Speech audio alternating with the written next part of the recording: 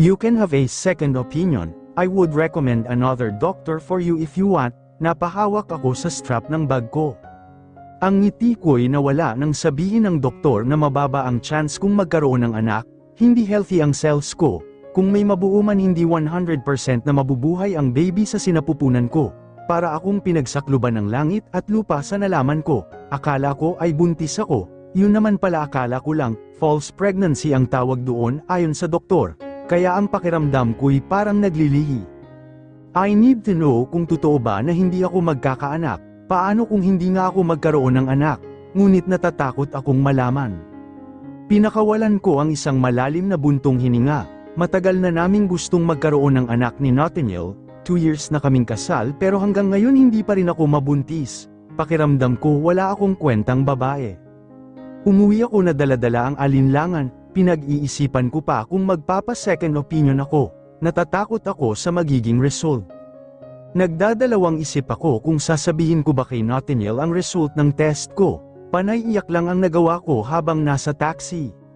Hindi ko kayang magkaanak, mamahalin pa din kaya niya ako kapag nalaman niyang hindi kami magkakaanak, hindi ko alam kung ano ang gagawin ko, may pumipigil sa aking huwag sabihin kay Nathaniel, hayaan ko na lang na ganito, naguguluhan ako, pero ayokong magsinungaling sa kanya. He has the right to know my situation. Baka sakaling maintindihan niya ako, it's not my fault, mahal ako ni Nathaniel siguro naman hindi ito magiging dahilan ng paghihiwalay namin, ayokong mangyari yun. Nakarating ako sa bahay nang wala sa sarili, umupo ako sa sofa, nakatulalang nakatingin sa kawalan, hindi ko alam kung paano ko sasabihin sa asawa ko ang kalagayan ko, saan nga ba ako magsisimula? Iya, nakauwi ka na pala, kumusta naman ang pagpunta mo sa doktor? Napaangat ako ng tingin kay Manang Yali ang kasambahay namin, isang malalim na buntong hininga ang pinakawalan ko. Hindi daw po ako buntis, ang nararamdaman ko lamang po ay false pregnancy, may sinabi ang doktor sa akin, napahinto ako dahil nagsisimula na namang manubig ang mga mata ko, umupo sa tabi ko si Manang, hinaplos niya ang likod ko nang mapansin niyang paiyak na ako. Hindi daw po ako magkakaanak dahil masyado daw mahina ang bahay bata ko para makabuo. Hindi ko mabibigyan ng anak si Nathaniel, napayakap ako kay Manang Yoli, ang sakit tanggapin na isa akong baog, bakit sa dami ng tao bakit ako pa, ito na nga lang ang magpapasya sa aming mag-asawa pero hindi na mangyayari. Palaging bukang bibig ni Nathaniel na kapag magkaanak kami, magpapagawa daw siya ng mini playground dito sa bahay, siya daw mismo ang gagawa at magdidisenyo, nakikita ko sa kanyang mga mata ang kasiyahan kapag pinag-uusapan namin ang about sa baby. Pero paano pa mangyayari yon? Ibinuhos ko ang lahat ng luha na kanina ko pa inipon, napahagulgol ako ng iyak sa balikat ni Manang Yoli. Tahan na anak, maiintindihan ka naman siguro ni Nathaniel, hindi mo naman kasalanan na hindi ka magkakaanak, pagpapatahan niya sa akin, ewan ko kung hanggang saan ang pagmamahal ni Nathaniel sa akin, lalo kapag nalaman niyang hindi ako magkakaanak. Nagkulong lang ako ng silid maghapon, kahit anong pilit ni Manang na lumabas ako hindi ko ginawa. Masyado akong nasaktan sa nangyayari sa buhay ko, simple lang naman ang pangarap ko, magkaroon ng sarili kong pamilya at magkaroon ng mga anak. Hindi ko matanggap ang kalagayan ko, wala akong silbi bilang isang babae. Wala akong kwenta, anak, kumain ka na hindi ka pa kumain kaninang tanghali, baka magkasakit ka na niyan, sabi ni Manang Yoli nang pumasok sa loob ng silid namin ni Nathaniel. Hindi po ako gutom tsaka wala po akong gana, tinitigan niya ako, lumapit siya sa kama at umupo sa tabi ko. Marcela, tatagan mo ang loob mo, dapat hinaharap mo ang problema, isa kang positibong tao at may pananalig sa Diyos. Huwag mong hayaang igupo ka ng kahinaan dahil lang hindi ka magkakaanak, hindi ka dapat mawalan ng pag-asa, mahal ka ni Nathaniel, alam kong maiintindihan niya ang sitwasyon mo, basta maging tapat ka lang sa kanya at hindi naglilihim. Hinaplos niya ang likod ko. Hindi ko maiwasang matakot na baka kapag sinabi ko ang sitwasyon ko, yun na ang katapusan ng relasyon namin ni Nathaniel, hindi ko siya kayang mawala. Ayokong mag-isip ng negatibo ngunit hindi ko maiwasan. May alinlangan sa puso ko, alam ko kung gaano kagusto ni Nathaniel na magkaroon na kami ng supling, may mga plano na nga siya kung sakaling magbuntis na ako, gusto niyang siya ang gagawa ng silid ng una naming anak. Siya rin daw ang bibili ng mga damit at gamit para sa unang anak namin, kita ko sa kanya ang excitement sa tuwing na pag-uusapan namin ang tungkol sa baby. Umayos ka na baka maabyutan ka pa ng asawa mong ganyan ang itsura mo, paalala sa akin ni Manang. Sasabihin mo ba sa asawa mo ang kalagayan mo? Tanong ni Manang sa akin, napatitig ako sa kanya, handa nga ba ako na sabihin sa kanya ang totoo? Hindi ko pa po alam, hindi pa ako handa sa ngayon. O siya kung yan ang pasya mo, pero sana sabihin mo din sa asawa mo para alam niya, hindi ka dapat naglilihim sa kanya. Baka isipin niyang hindi mo siya pinagkakatiwalaan. Tumango lamang ako. Tumayo na ako upang maligo. Ayokong makahalata si Nathaniel sa pinagdadaanan ko. Ginawa ko ang mga bagay na ginagawa ko dati. Naghahanda ng hapunan namin. Napangiti ako nang makita ko si Nathaniel papasok ng living room. Love, lumapit ako para bigyan siya ng halik sa labi. Hey love, na-miss ko ang asawa ko. Nagluto ako ng paborito mong kaldereta. I want to be jolly in front of him, pero sa kaloob-looban ko nagdurusa ang puso ko. I hugged him, gusto kong iparamdam sa kanya kung gaano ko siya kamahal. Thank you, love, alam ko namang masarap ang luto mo kaya gaganahan akong kumain ngayon. Kahit ano yata nasasarapan siya sa niluto ko, hindi maalis ang pangamba sa akin, baka hiwalayan niya ako. Palaging bukang bibig ni Nathaniel na gusto niyang magkaanak. Habang natutulog sa tabi ko ang asawa ko, nakatitig lang ako sa kanyang napakagwapong mukha, pinaglandas ko ang aking daliri sa perpekto nitong ilong na parang nililok ng isang magaling na iskultor, ang labi niyang napakaganda ng hugis. Napangiti ako nang naalala ko noong unang makita ko si Nathaniel sa loob ng opisina ng boss kong si Mr. Aldrin Torres, tumibok ng mabilis ang puso ko noon, kahit unang beses ko pa lang siyang nakita. Bago pa lamang ako noon bilang secretary ni Sir Aldrin, totoo pala ang sinasabi nilang love at first sight, iyon ang nangyari sa akin.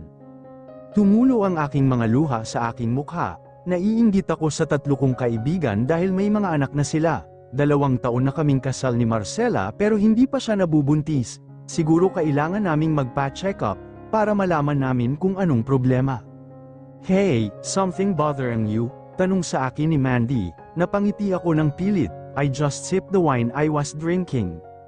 Ibang klaseng buntong hininga yan kasing lalim ng Atlantic Ocean, pabirong sabi niya. Huwag nga ako ang pakialaman mo, yang anak mo nagugutom na.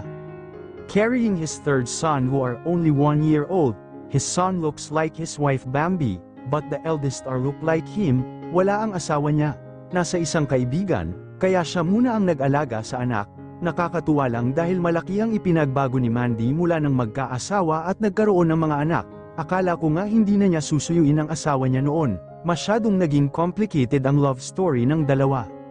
Papa's boy kasi ang isang ito, nakangiting sabi ni Mandy, he kissed his son cheeks. Buti ka pa, 3 na ang anak mo, kami ni Marcela, wala pa, hindi ko alam kung anong problema, maybe we need to see a doctor. Natatakot ako sa magiging resulta, paano kung ako ang may problema, baka iwan ako ni Marcela, ever since I wanted to have a child. Kaya nga pinakasalanan ko na kaagad si Marcela para makabuo na kami kaagad, I wanted to have a large family, yung masaya at puno ng pagmamahal. Bakit hindi pa kayo nagpatingin noon pa? Are you scared to know the result? Tanong ni Mandy sa akin. Oh, paano kung hindi ako magkaanak? I'm afraid Marcela leave me, I don't know what to do. Don't be so negative, kung ganoon ang mangyari you have to accept it, kung mahal mo si Marcela, hindi hadlang ang kawalan niyo ng anak. Sa akin kasi importante ang may anak, hindi masaya ang isang pamilya kung walang mga anak, kaya nga tinawag na pamilya, may tatay, nanay at mga anak. Hindi naman tayo pare-pareho ng gusto sa buhay, I want to have a child, sabi ko. Do you love your wife? Napakunot ako ng noo sa tanong ni Mandy sa akin. Yes, of course I do love my wife, paniniguro ko. You have said it, whatever will come into your relationship. Kahit na hindi pa kayo magkaanak, hindi magbabago ang pagmamahal mo sa asawa mo. But if you insist having a child, maybe you talk about that matter with your wife. Sabihin mo ang nasa saloobin mo. Mas okay kasi open kayong mag-asawa sa isa't isa. Ganyan kami ng asawa ko. Hindi namin pinalalagapas ang araw na hindi namin napag-uusapan ang mga problema. Kayo lang ang makaka-resolve ng problema, hindi ibang tao. Tinapik nito ang balikat ko. Naiwan akong nag-iisip sa sinabi niya. He has the point. Nagpaalam na din ako dahil hindi din ako mahaharap ni Mandy dahil sa anak. Habang nasa biyahe pinag-iisipan kong pumunta sa isang doktor. Umiba ako ng way, pupuntahan ko ang kakilala kong doktor. Hey, Nathaniel, why you are here? Tanong ng kaibigan kong doktor. Gusto kong magpatingin kung may problema sa sperm cell ko. I want to know if I am capable to have a child. Hindi ko matatanggap kung mayroon nga, dahil para akong walang silbi. Okay, pero kailangan mo ding kausapin ang asawa mo about this. Mas maganda siguro kung pareho kayong magpatingin. Para malaman natin kung sino ang may problema sa inyong dalawa. Hindi ako makapaniwala nang sabihin ng doktor ko na wala namang problema sa akin. Nakahinga ako ng maluwag. Pagkapasok ko ng bahay, nakita ko si Marcela na nakaupo at naghihintay sa pag-uwi ko. Ewan ko, para akong nawala ng gana sa kanya. Sigurado akong siya ang may problema sa aman dalawa. Love, kanina pa kita tinatawagan, hindi mo sinasagot ang tawag ko, sabi ni Marcel. Naka-silent kasi ang phone ko kaya hindi ko narinig. Ganoon ba? Kumain ka na, naghanda ako ng hapunan mo. Hindi ako gutom, nag-dinner na kasi ako sa labas kasama ng mga client ko. Gusto ko nang magpahinga, hindi ko na siya hinintay na magsalita. Tinalikuran ko na siya. Pagkapasok ng silid namin, dumiretso na ako kaagad sa banyo upang maligo. Nang matapos ako, naghanap ako ng damit sa may closet. Habang naghahalungkat ng damit, may nakita akong brown envelope na nakaipit sa ilalim. Because of curiosity, I opened the envelope and read its content. Hindi ako makapaniwala sa nabasa ko. Lumabas ako ng silid upang puntahan si Marcela. I need to talk to her. Hinanap ko siya sa buong kabahayan pero hindi ko siya nakita, so I went out and went to the garden. I saw her standing. What is the meaning of this? I raised my voice. She turned to me. The shock was written on her face when she sees the envelope I am holding. Ano ang ibig mong sabihin, love? I wanted to laugh. May gana pa siyang magmaang-maangan. Ano ito? Lokuhan? Hanggang kailan niya sasabihin sa akin ang kalagayan niya? So wala ka talagang balak sabihin sa akin ang totoo? Tell me now. Here, para malaman mo kung ano itong hawak ko. Tinapon ko sa kanya ang envelope na naglalaman ng resulta about sa pagiging baog niya. Pinulot ni Marcel ang itinapon kong envelope. Napaangat siya ng tingin sa akin. I saw tears escaping in her eyes. Magpapaliwanag ako, love. Sasabihin ko naman, pero humahanap lang ako ng tamang pagkakataon. Umiiyak na paliwanag nito. Pumamayaiwang ako at napahagod ng buhok. Hindi ako makapaniwala na ang minahal kong babae ay hindi ako kayang bigyan ng anak. Dapat ba akong magsisi dahil hindi ko sinunod ang mga magulang ko? Sana yung gusto na lang nila ang sinunod ko. Sana ngayon may anak na ako. Hanggang kailan? I know wala ka talagang balak sabihin sa akin ang totoo na isa kang baog na kailanman hindi ako mabibigyan ng anak. Tinalikuran ko na siya at iniwan, hindi ko siya kayang harapin sa ngayon. Halos maduraj ang puso ni Marcela sa sinabi ni Nathaniel na baog. Napaupo ako at napahagulgol ng iyak. Ito na ang kinakatakutan ko. Alam kong hindi niya matatanggap ang kalagayan ko. Baka isang araw iwan na lamang niya ako. Ipagpalit sa ibang babae na kayang ibigay sa kanya ang anak na pinapangarap niya.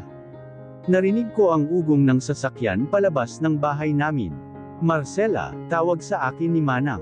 Tahan na, hayaan mo muna si Nathaniel. Makakapag-isip din yun. Huwag kang mag-alala, mahal ka noon, hindi ka niya iiwan. Sana nga po, nagkamali ako dahil hindi ko po kaagad sinabi sa kanya ang totoo. Kasalanan ko pong lahat ng ito. Napayakap ako kay Manang, pasasaan ba't magkakaayos din kayo? Huwag kang mag-alala. Ang isang araw naging linggo hanggang 2 buwang hindi pagpaparamdam ni Nathaniel sa akin. I went to his office pero sabi ng secretary niya nasa out of town daw ang boss niya. I tried to call his number but he don't even bother to answer it. I even texted him but no reply from him. Nawawala na ako ng pag-asa. Ito na ang kinatatakutan ko. He will leave me. Napaluha na naman ako. Hindi na yata mawawala ng luha ang mga mata ko. Araw-araw na lang akong umiiyak at sinisisi ang sarili.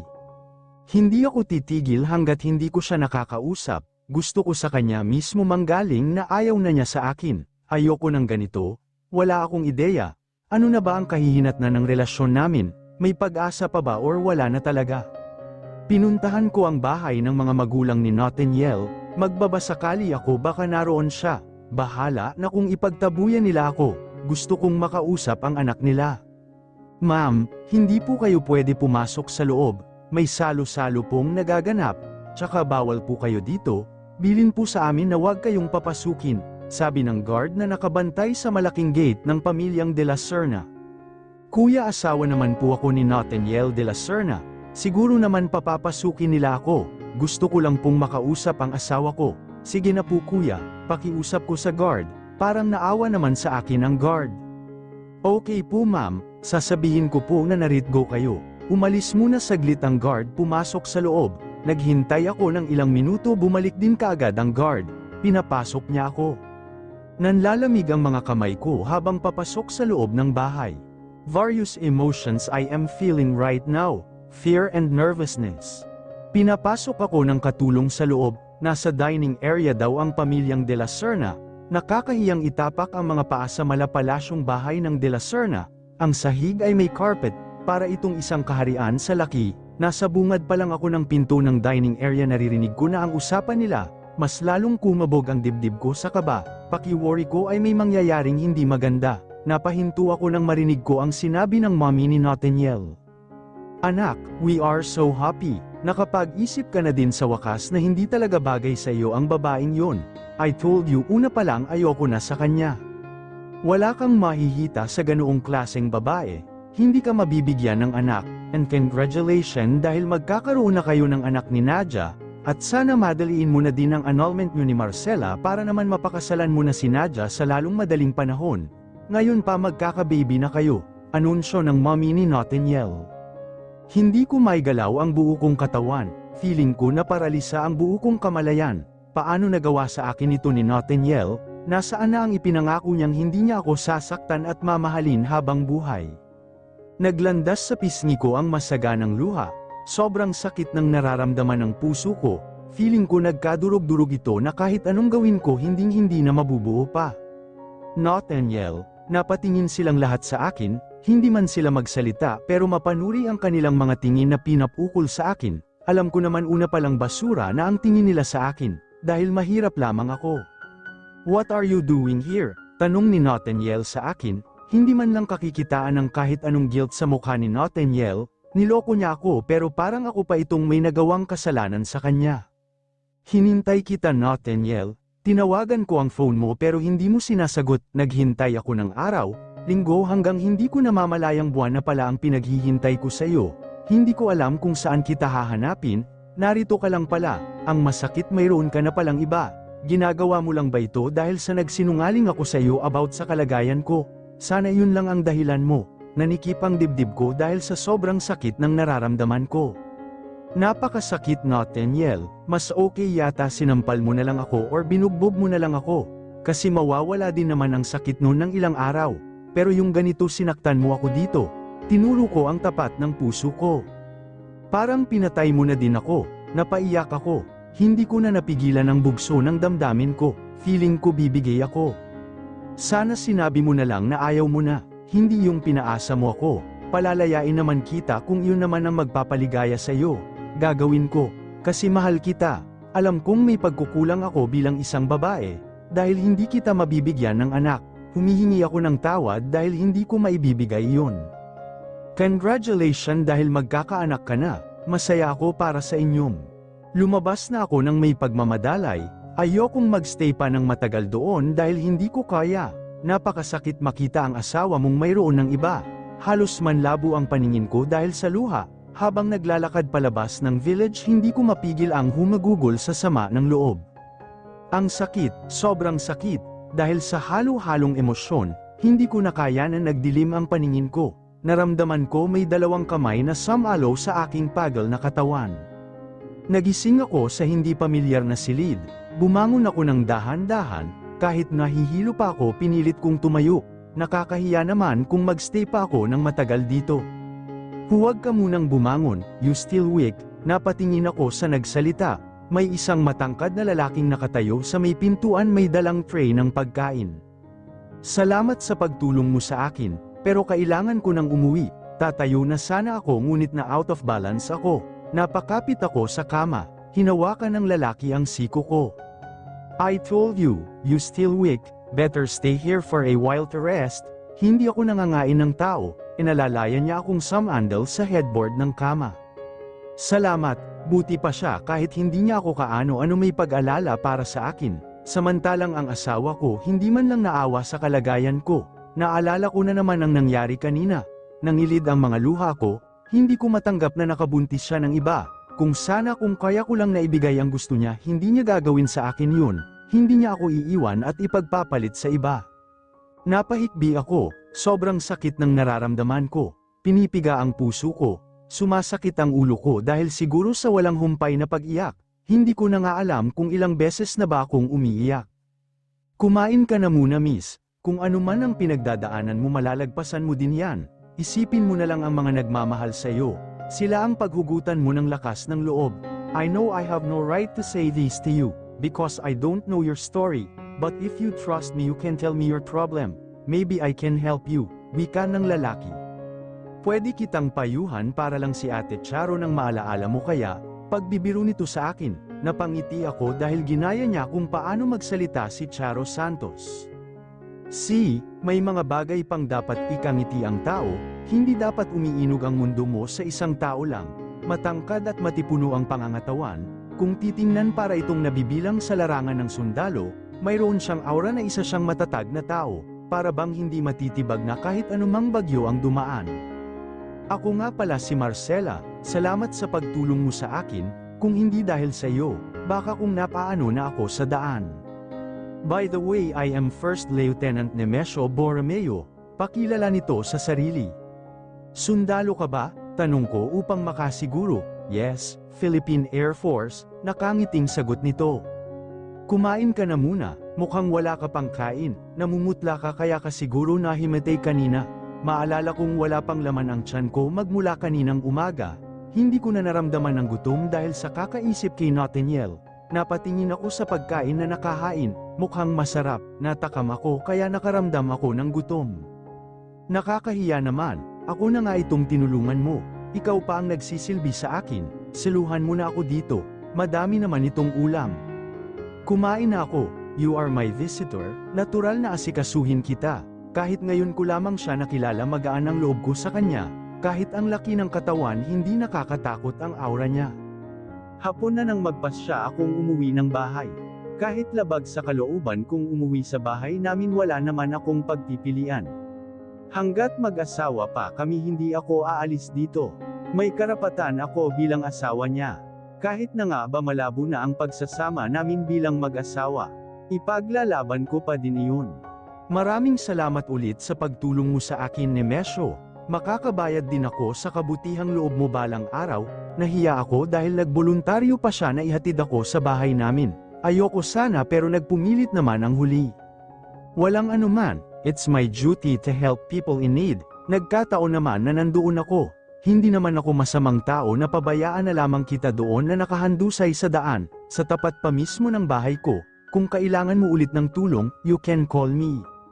Here's my calling card. Well in case lang naman, kinuha ko ang iniabot nitong maliit na card. Salamat ulit, makakaasa ka kung kailangan ko ulit ng tulong tatawagan kita, ingat ka sa pag-drive.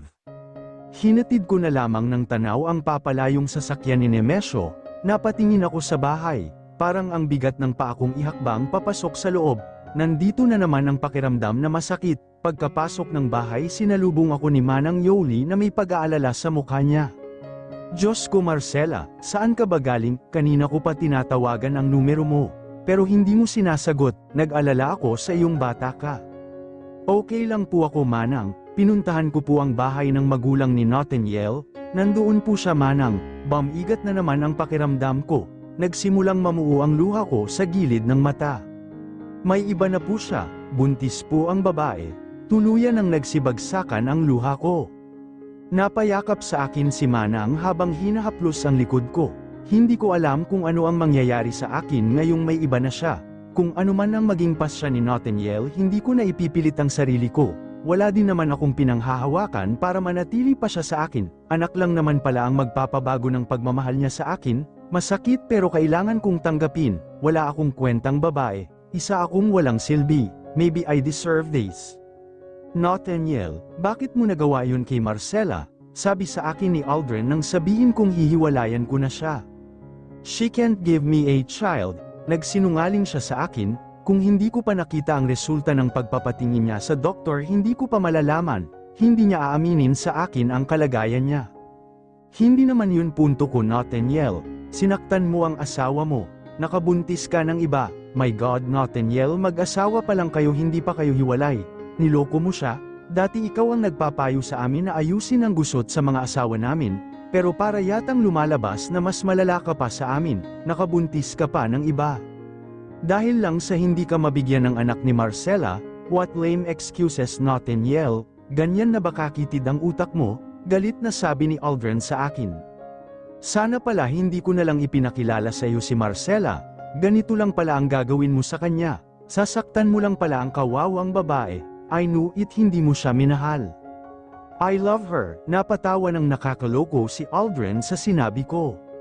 Oh really, mahal mo siya? Kung mahal mo hindi mo siya lolokohin at hindi mo siya sasaktan. Kung ang dahilan mo ay ang hindi kanya kayang bigyan ng anak, ang babaw naman ng dahilan mo. Hindi mo talaga siya mahal, aminin mo na. Kahit ano pang kulang sa kanya mamahalin mo. Kung iyon naman pala ang gusto mo, sana binuntisan mo na lang ang ibang babae. Hindi ka na lang nagpakasal. Kaya nga pinakasalan mo ang babae dahil mahal mo, hindi ba? Na kahit ano pa ang mga flaws ng mahal mo tatanggapin mo kasi mahal mo nga eh. Hindi ko na alam kung ano pa ang iisipin.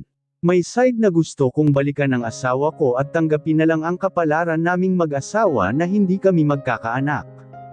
Pero may side na hindi ko na dapat pakisamahan si Marcella dahil hindi naman niya ako mabibigyan ng anak. Hindi magiging masaya ang pagsasama namin kung wala naman kaming anak. Mahal ko siya pero hindi sapat iyon para manatili ako sa kanya. Uulitin ko ang sinabi mo sa akin before. Sana hindi mo ito pagsisihan, dahil palaging nasa huli ang pagsisisi. Huwag mong hintayin na mangyari iyon dahil wala ka nang magagawa kahit gusto mong baguhin ang nagawa mong pagkakamali, napatitig ako kay Aldrin. Wala naman akong dapat pagsisihan dahil hindi ako magiging masaya sa piling niya. Kahit mahal ko pa siya. I have decided, kailangan ako ni Nadia at ng anak namin, pumasok ako ng loob ng bahay para kunin ang mga gamit ko, nasalubong ko si Marcella na pababa ng hagdan. Bumalik ka, kumain ka na ba love? Nagluto ako ng paborito mo, nanatili lang ako nakatingin sa kanya, niyakap niya ako ng mahigpit na parang ayaw na niya akong umalis. I didn't come here to return, I'm here to get my things, tapusin na natin ito Marcella, wala namang mangyayari pa sa pagsasama natin, hindi tayo magiging masaya, please huwag kang umakto na parang okay lang ang lahat, hindi na tayo kagaya pa ng dati, I am not happy anymore, magsasama na kami ni Nadia, kailangan ako ng mag-ina ko, you can stay here, this house is already yours, nakapangalan na sa iyo, kinalas ko ang kamay nitong nakayakap sa akin. Nathaniel tatanggapin ko naman na magkakaroon ka ng anak sa iba, pero nagmamakaawa naman ako huwag mo akong iiwan, please Nathaniel mahal na mahal kita, lumuhad ito at yamakap sa paa ko, umiiyak siya habang yakap-yakap ang paa ko, napapikit ako dahil nakikita kong umiiyak si Marcella, nasasaktan ako. Huminga ako ng malalim, hindi dapat ako nagpapadala sa awa, hinding-hindi na kami magiging masaya, iyon dapat ang itatak ko sa isip ko. Hindi na kita mahal Marcella, tanggapin mo na lang na hindi na magwo-workout ang relasyon natin, hindi din tayo magiging masaya, inalis ko ang kamay nitong nakahawak sa paa ko. Umakyat na ako sa taas upang kunin ang mga gamit ko, may pagmamadalay ang bawat kilos ko, I want to get out of here as soon as I get my things, kapag kasi nagtagal ako baka magbago pa ang isip ko, nang may lagay ko na ang mga gamit ko sa malita, lumabas na ako ng silid. Napahinto ako nang makita ko si Marcella, nakatayo sa may labas ng silid namin, she was crying. Palalayain na kita Nathaniel kung yan ang gusto mo, gusto ko lang malaman mo kahit wala na tayo mahal na mahal kita, masakit man sa akin ito pinapalaya na kita, hangad ko ang kaligayahan mo kasama ng magiging anak mo, nakita kong nasasaktan si Marcella ng sobra. Hintayin mo na lamang ang annulment paper na ipapapadala ng attorney ko, pagkasabi ko yun umalis na ako. Narinig ko kung paano umiyak si Marcela. Gusto kong bumalik pero pinigilan ko ang sarili na gawin yun. Ito ang mas nakakabuti sa amin. Napahawak ako sa aking pisngi na basa ng luha. Hindi ko namamalayan na paluha na pala ako. Ilang araw ang nakalipas nang kausapin ako ng attorney ni Nathaniel. Ibinigay niya sa akin ang annulment paper. Attorney, sabihin niyo sa kliyente niyo na bago ko pirmahan ang annulment paper, makipagkita muna siya sa akin. Seryoso kong sabi sa attorney. Wala na akong luhang mailabas na sa idna ng ilang buwan kong pag-iyak dahil sa pag-iwan sa akin ni Nathaniel. Okay, I will tell to Mr. De La Serna, have a good day. Naupo ako sa sofa, napatingin ako sa buong kabahayan. Hindi ako sanay na ganito, napakatahimik. Pagkatapos kong pirmahan ang annulment paper ay aalis na ako sa bahay na ito. Wala akong karapatan dito kahit na sinabi ni Nathaniel na akin ang bahay. Walang kwenta akong tumira sa bahay na ito ng mag-isa. I don't need this big house kung wala siya dito sa tabi ko. Sinuot ko ang magarbong damit na bigay ni Nathaniel. I put makeup. Gusto kong paghandaan ang paghihiwalay na namin ng tuluyan. Ngayon ang araw na napag-usapan na date ni Nathaniel. Kahapon sana, busy daw siya ayon sa attorney niya. Naghanda ako ng masasarap na pagkain. Lahat paborito niya ang niluto ko. Napatingin ako sa lamesa. May candle at kopeta ng alak. Mag-isa na lamang ako sa bahay dahil pinauwi ko na si Manang Yoli sa probinsya nito. Aalis din naman ako dito kaya wala nang silbi kung ipagpapatuloy pa ni Manang ang pagtatrabaho dito. Narinig kong may humantong sasakyan. Sinalubong ko ang asawa ko sa may pinto. Nagulat pa nga siya nang makita niya ako. Salamat at pinaunlakan mo ang paanyaya ko sa iyo. Don't worry, this will be our last. After I sign the annulment paper, I will not bother you. Hinawakan ko ang kamay niya. Hindi naman tumanggi nang hilahin ko siya papunta sa dining area. Bakit may ganito pa? Bakit hindi mo na lang pirmahan ang annulment paper para matapos na tayo? May importante pa akong gagawin. Salubong ang kilay nitong napatingin sa akin. Kahit nasasaktan ako, pinilit kong maging casual at matatag sa harapan niya. Kakapalan ko na lamang ang mukha ko. Huli na naman ito kaya lulubusin ko na. Sabi ko nga ito na ang huli nating pag-uusap at pagkikita. Kaya pagbigyan mo na ako, Nathaniel. Pakiusap ko sa kanya. He looked at me emotionless. Let's have our last dinner together. Niluto ko lahat ng paborito mong pagkain. Don't worry, walang lason yan, kung iyon ang iniisip mo. Nilagyan ko na ng pagkain ang plato nito. Nagsali na din ako ng wine sa kopeta. Tahimik lang kaming kumakain. Hindi niya ako tinapunan ng tingin samantalang ako titig na titig sa kanya. I memorized every inch of his face. Kahit ang bigat ng nararamdaman ko, pilit ko pa ding maging maayos sa harapan niya. Sign it, sabi niya nang matapos na kaming kumain. Inilapag niya ang annulment sa mesa. Tiningnan ko lang yun. I will sign it, Nathaniel, but make love to me for the last time. Pagkatapos nito ni anino ko hindi mo na makikita. Diretso ko itong tiningnan sa mga mata. Nakita kong tumaas baba ang Adam's apple ni Nathaniel.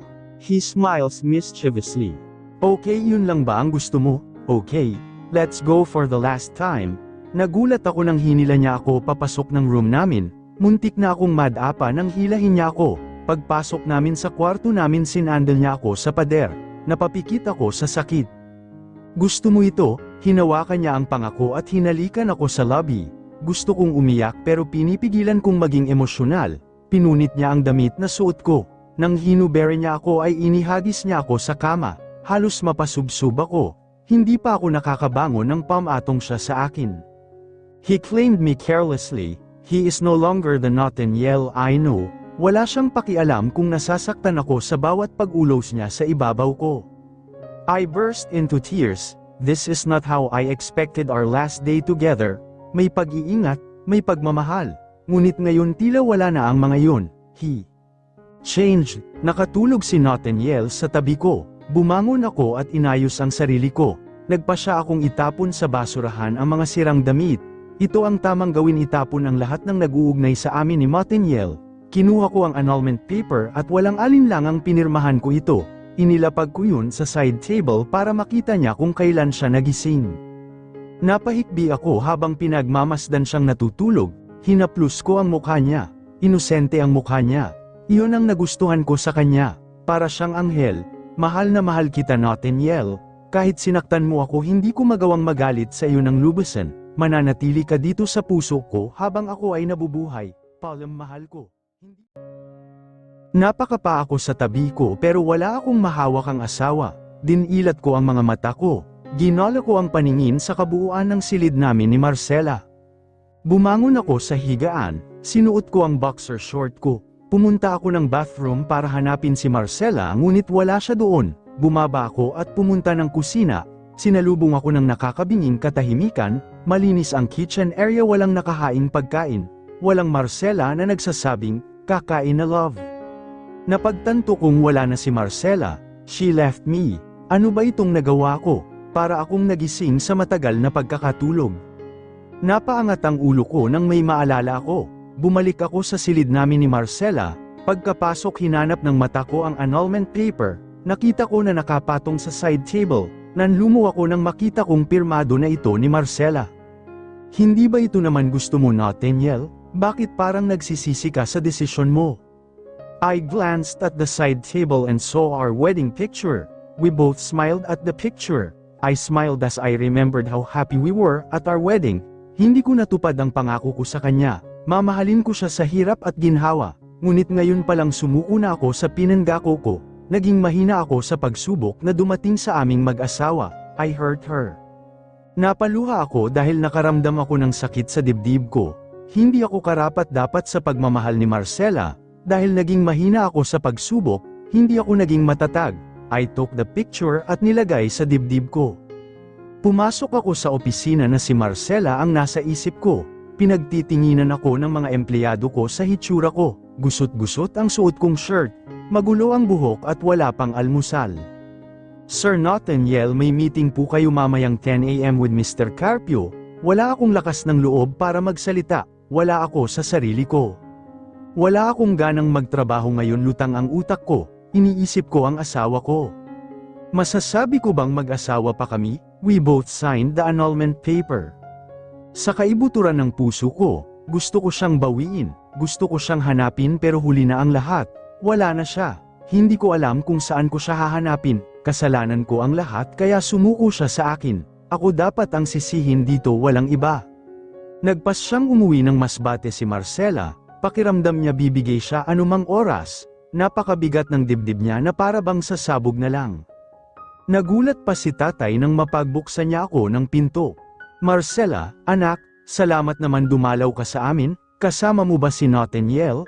Napatingin siya sa paligid saka binalik ang tingin sa akin, napakunot ang noo niya nang makita niya ang namumugto kong mata, nilahad niya ang dalawang braso para yakapin niya ako, napayakap ako kay tatay, ang kaninang pinipigilan kong luha, kusang nagsibagsakan sa pisngi ko, umiyak ako sa bisig niya, hinaplos niya ang likod ko. Ilang araw na akong nagkukulong sa loob ng silid ko, sobrang nanghihina ako sa nangyari sa buhay ko, I feel worthless. Anak, pinahid ko ang mga luha ko nang marinig ko ang tinig ni nanay, tumayo ako upang pagbuksan siya ng pinto. Ganyan ka na lang ba anak, hindi pa katapusan ng mundo anak para igupo mo ang sarili mo sa kalungkutan.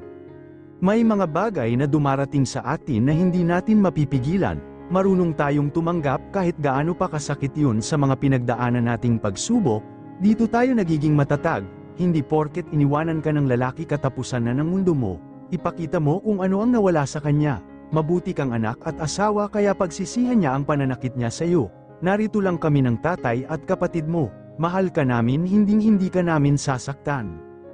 Iiyak mo lang yan ngayon anak, bukas mawawala din ang sakit. Habang nandito sa bahay ng magulang ko pinagkaabalahan kong magtinda-tinda ng mga gulay at iba pang lutong ulam, para hindi ko na maisip ang mapait na nangyari sa buhay ko, naging okay naman ang lahat, nagkakausap kami ni Nemesio sa text minsan tumatawag siya kapag off-duty niya sa kampo nila. Anak, ihatid mo nga itong pinatahi ni Aling Daming napunda ng unan, sumasakit ang mga paa ko, ipapahinga ko lang, isang mananahi si nanay dito sa lugar namin. Dahil na din siguro sa katandaan, nakakaramdam ng sakit sa paa niya. Bakit po kasi nanahi pa kayo? Ako na lang po ang bahala sa atin, mabenta naman po itong lutong ulam.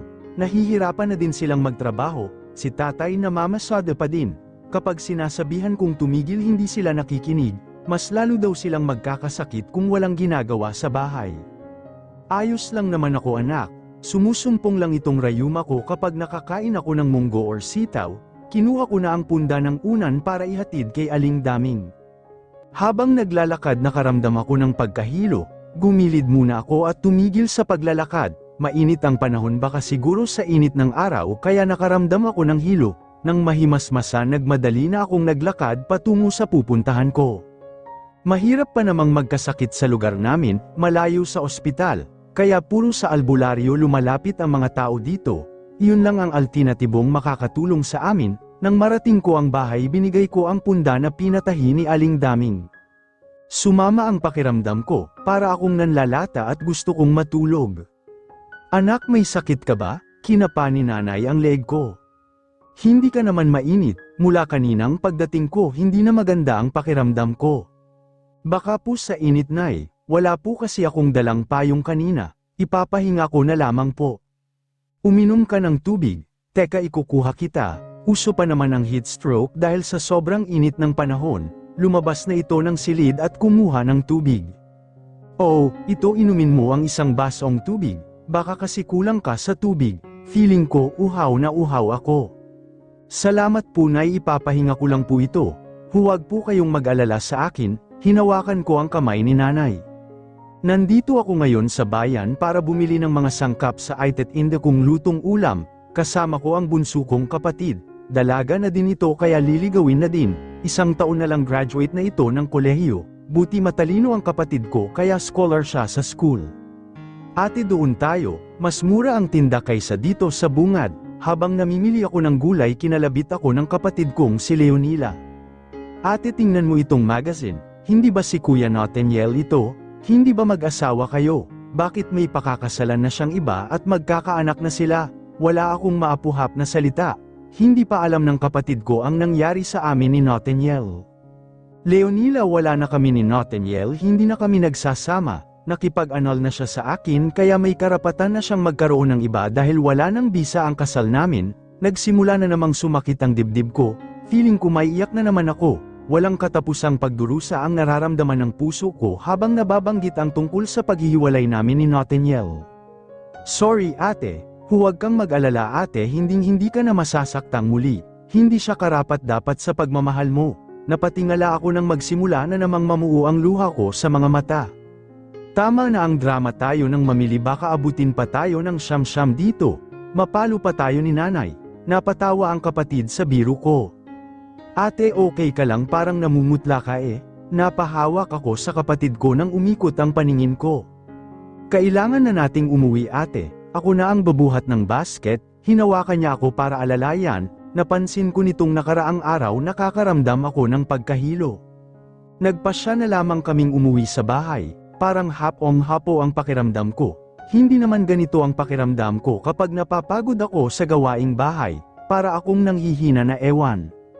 Siguro ate kailangan mong magpa-check up, para malaman natin kung may problema sa kalusugan mo. Mahirap pa namang magkasakit, hindi maganda yang hitsura mo ate kasi maputla ang kulay ng balat mo. Siguro bukas na lang ako pupunta ng bayan upang magpa-check up, napatingin ako sa hawak ng kapatid ko. Ito yung magazine kanina na pinakita niya sa akin. Habang abala sa pag-aayos ng mga pinamili ang kapatid ko, lihim ko itong kinuha, balak kong basahin. Gusto kong malaman kung ano na nangyari kay Nathaniel. Tumulo ang luha ko nang matapos kong mabasa ang tungkol sa artikulo tungkol kay Nathaniel. Tuloy na pala ang pagpapakasal nila ni Nadia, sa susunod na buwan ang nakalagay sa article. Ibinaba ko ang magazine, nagsisisi ako kung bakit binasa ko pa, bumalik muli ang sakit sa dibdib ko. Alam ko namang masasaktan ako sa mababasa ko pero ginawa ko pa din, mas lalo ko lang sinasaktan ang sarili ko. Mabuti ng ganito, lubusin ko na para matanggap ko ang katotohanang wala na talaga kami. I don't know kung ano ang masasabi ko sa iyo Nathaniel, hindi ka nag-iisip ng tama, niloko mo na nga si Marcela dahil nakabuntis ka. Then now nakipag-anal ka para lang pakasalan ng babaeng yun, do you love her? Or kagustuhan na naman ng magulang mo? Matanda ka na Nathaniel para hindi makapag-desisyon sa buhay mo, you still under their spell? Kahit ano ang sabihin nila wala kang alinlangan na tumanggi, sabi ni Mandy habang umiiling. Nandito kami sa isang bar kasama sila at Elmer. Ewan ko dyan sa kaibigan mo Mandy, Siya yata ang pinaka-asshole sa ating apat, sabat ni Elmer. Alam kong mali ako. I impregnated Nadia dahil sa sobrang frustration kung magkaroon ng anak. Are you sure you will marry her? Talagang na-finalize mo na ang annulment niyo ni Marcella, so hindi na nga kayo mag-asawa. Naawa ako para sa kanya, sabi ni Aldrin. Hindi ako makapagsalita sa mga kaibigan ko. Marami silang tinanong sa akin pero ni isa sa mga yun ay hindi ko nasagot. May punto naman sila, hindi na ako nakapag-isip ng i-finalized ko ang annulment. Maimpluwensya ang mga magulang ko kaya hindi na nagkaroon ng hearing sa korte. Sila na ang nag-asikaso ng annulment. Hindi ko kayang ako ang gumawa nun, baka maisipan ko pang bawiin. Mayroon sa puso ko na nanghihinayang, ganoon lang pala ako kadaling sumuko. I deserve this pain I felt here in my heart. Umuwi akong lasing na lasing, hindi ako umuwi sa kondo ko kung saan naroon si Nadia. Umuwi ako sa bahay namin ni Marcella. I look crazy, I imagining my life na narito siya. She will ask me if I am hungry. She cooks my favorite food. Biglang nawala sa paningin ko ang ini-imagine ko. Isang kitchen area na walang tao, walang nakahandang pagkain, walang maingay at walang Marcella. Hindi ko mapigilan ang pagtulo ng luha ko. Bakit ganito? Akala ko kaya kung wala siya, ngunit iba ang nangyari. Hindi ko pala kaya, mas nanaisin kung wala na kaming anak kung iyon ang nakatadhana sa aming mag-asawa. Pero mas hinanggad kong iwanan si Marcella para lang ipagpalit siya sa babaeng mabibigyan ako ng anak. Napaiyak ako. Marcella, I am so sorry sa ginawa ko sa'yo. I still love you, love. Sambit ko habang punong-puno ng luha ang pisngi ko. Isang linggo na lang ikakasal na kami ni Nadia. Hindi ko maramdaman ang saya. Dapat masaya ako dahil ang gusto kong magkaroon ng anak ay natupad na. Pero tila hindi ko yun maramdaman. May kulang. Hindi lubos ang kaligayahan ko. Niloloko ko lang ang sarili ko, hindi talaga ako masaya. I took a deep breath. Babe, samahan mo ako sa check-up ko ngayon. Napatingin ako sa taong pumasok. Oo, Nadia. Lumapit ito sa akin at humalik sa lobby ko. Hindi ako tumugon sa halik niya. I can't go with you, I have a meeting for today. This is an important client, I can't cancel it. Matagal ko nang nililigawan ang client na ito. Magpasama ka na lamang kay mommy, she is free today. Walang ganang saad ko. Nadia frowned at what I said. Last time hindi ka din sumama tapos ngayon hindi pa din. Ano ba ang problema mo, Nathaniel? You don't seem happy that we will have a child. Isn't this what you want? To have a child? Bakit? Si Marcella pa rin ba? My God, Nathaniel. Wala na kayo and we are getting married. Bakit kailangan mong isali si Marcella sa usapan natin? I told you I am busy. Don't you understand it? Nagiging demanding ka na, Nadia. Hindi porket pinagbibigyan kita sa lahat ng gusto mo. Kailangang sundin ko ang mga kagustuhan mo palagi. Please give me. Napahinto ako ng pagsasalita. Nagsimulang mag-init ang ulo ko sa pagiging brat ni Nadia. Pinipigilan kong mag-burst out. Masyadong mabigat ang nararamdaman ko. Dadagdagan pa niya. I am sorry, I just want you to be with me to my monthly check-up. Hindi ko siya kinabo. Minsan nakakapuno na din ang ugali niya. She has always been the one to follow. Hindi na nito iniisip kung okay lang ba sa akin or hindi ang mga desisyon niya. She leads me always. I feel like I don't have the right to make a decision on this relationship. Parang ang wala akong silbi. Kailangan ko nang simulan ng nakatambak kong trabaho. I will call mom to accompany you. Wala akong ganang sumama sa kanya. Wala naman talaga akong balak. Idagdag pa itong trabaho kung hindi ko na napagtutuunan ng pansin. Hindi na siya nagsalita pa. Tinalikuran na lamang niya ako at pabagsak niyang sinarado ang pintuan. Tama ba ang naging desisyon ko? Walang humpay ang pag-iyak ko nang sabihin sa akin ng doktor ang sakit ko. Hindi ko matanggap, lahat na lang ng sakit ibinigay na sa akin ng Diyos. Pakiramdam ko hindi niya ako mahal, naging masama ba ako? Anak, magpakatatag ka. Alam kong mahirap ang sitwasyon na kinakaharap mo ngayon, ngunit nandito lang kami ng tatay mo at ang mga tita mo. Nandito kami sa Maynila dahil ni-refer nila ako sa isang doktor na makakatulong sa sakit ko. Walang hematologist sa ospital namin, kulang pati ang gamit doon para makhek pa akong maigi. Buti na lamang mabait ang doktor sa lugar namin, ni-refer kami sa kaibigan nitong doktor dito sa Maynila, nagbibigay ito ng libreng serbisyo sa kagaya naming walang pera. Nagpapasalamat ako at may mga mabubuti pang mga tao sa mundo na handang tumulong ng walang kapalit. Matagal ko nang nararamdaman ang pagkahilo at napapansin kong palagi akong may pasa sa ibang parte ng katawan ko. Lagi pati akong nanghihina, binaliwala ko ang nararamdaman ko. Halos gumuho ang mundo ko nang sabihin ng doktor na mayroon akong acute leukemia. Ayon sa doktor kailangan ko ng treatment pero hindi naman maaari dahil maapektuhan ang nasa sinapupunan ko. Hindi ko pwedeng isakripisyo ang magiging anak ko. Masaya ako dahil sa wakas dininig ng Diyos ang dasal ko. Pero binigyan naman ako ng isa pang pagsubok, hinaplos ko ang tiyan ko, ang anak ko ang magiging lakas ko habang nakikipaglaban sa sakit. Kinausap na ako ng doktor ko na pagkapanganak kailangan masimulan na ang treatment ko, hahanap pa kami ng donor para sa bone marrow transplant. Kung hindi ko gagawin ang operasyong yun baka lumala ang sakit ko at baka mamatay ako, ayokong iwan ang anak ko, napakabata niyang maulila sa magulang, wala na nga siyang ama mawawala pa ako. Ayokong mangyari yun. Marcela, napatingin ako sa taong tumawag sa akin, napangiti ako nang makita ko si Nemesio, nakasuot pa ng uniform nitong Philippine Air Force. Dito muna ako sa bahay ng tita ko na kapatid ni tatay sa Pasig, wala namang kasama sa bahay dahil balo na ito, ang mga anak naman nito ay pawang may mga asawa na at nakabukod na. Napadalaw ka, may dala itong basket ng prutas at may paper bag. Sinabi ng nanay mo ang kalagayan mo. Natutuwa ako't magkakababy ka na. Magpakatatag ka sa mga pagsubok sa iyo para sa magiging anak mo. I will help you to find a donor for your bone marrow transplant. Sa ngayon kailangan mong magpalakas. Magiging mommy ka na. Tumulo ang luha ko, napakabuti niya sa akin. Kahit kailan ko lang siya nakilala. Salamat Nemesio, napakabuti ng puso mo. Kailangan kong magpakatatag sa buhay. Kailangan pa ako ng magiging anak ko. Hindi dapat ako panghinaan ng loob kahit sobrang bigat ng dumating na pagsubok sa akin. Binigyan pa din ako ng Diyos ng isang regalo. Napakagandang regalo. Napangiti ako kay Nemesio. Naalala ko ang sinabi niyang may mga bagay pa tayong dapat ikangiti. Hindi ko alam kung siraulo ka or siraulo ka talaga. Napapailing sa akin si Aldrin. Nandito ako ngayon sa bahay nila. I stayed here for a while dahil hindi ko sinipot ang kasal ko kay Nadia. Hindi ko naman ginusto na pakasalan si Nadia. My parents decided and have planned all of it. I'm just did nothing but obey them. Iyong nangyari sa amin ay isang pagkakamali lang. I was drunk and devastated at that time dahil sa nalaman kong hindi magkakaanak si Marcela. Wala ako sa tamang pag-iisip, magulo ang utak ko noon. Nakagawa ako ng isang pagkakamali na pinagsisisihan ko na ngayon. So ano na ang gagawin mo? Uupo ka na lamang dyan? My God Nathaniel, para kang bata.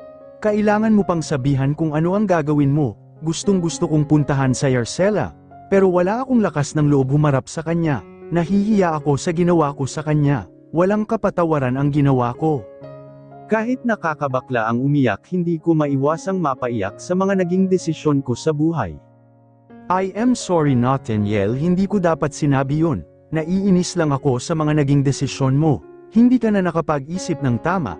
Naiintindihan ko naman ang galit nila. Dahil sa una pa lang ako na ang may mali, nagpadalos-dalos ako sa desisyon ko dahil mas pinairal ko ang emosyon ko. Kahit umiyak pa ako ng dugo, hindi na maibabalik pa ang dati. Alam kong pupuntahan ako sa opisina ni Mommy. Kailangan ko silang harapin. Aakuin ko ang anak ko kay Nadia pero ang pakasalan siya ay hindi ko kayang gawin. Sabihin na nila akong masama. Well, it's true. I am a bad person because I hurt the woman I love. How dare you Nathaniel? Hindi ka sumipot sa kasal. Pinahiya mo si Nadia at ang buong pamilya natin. Galit na sabi ni Mommy habang si Daddy ay nakamasid lang at hindi kumikibo. Kagaya ko, he was under the spell of Mom.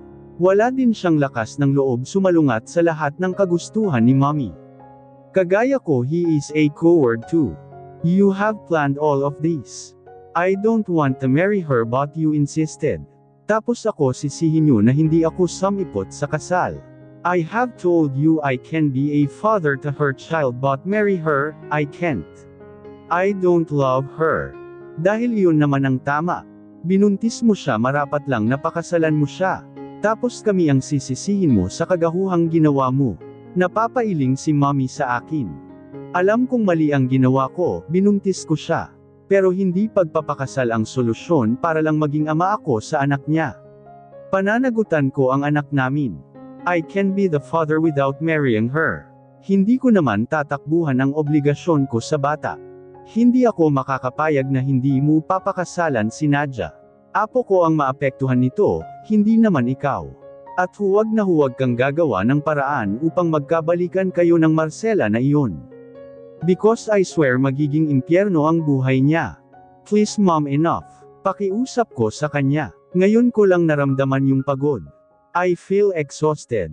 I feel like a bomb wants to explode. I raised my voice not minding she's my mother.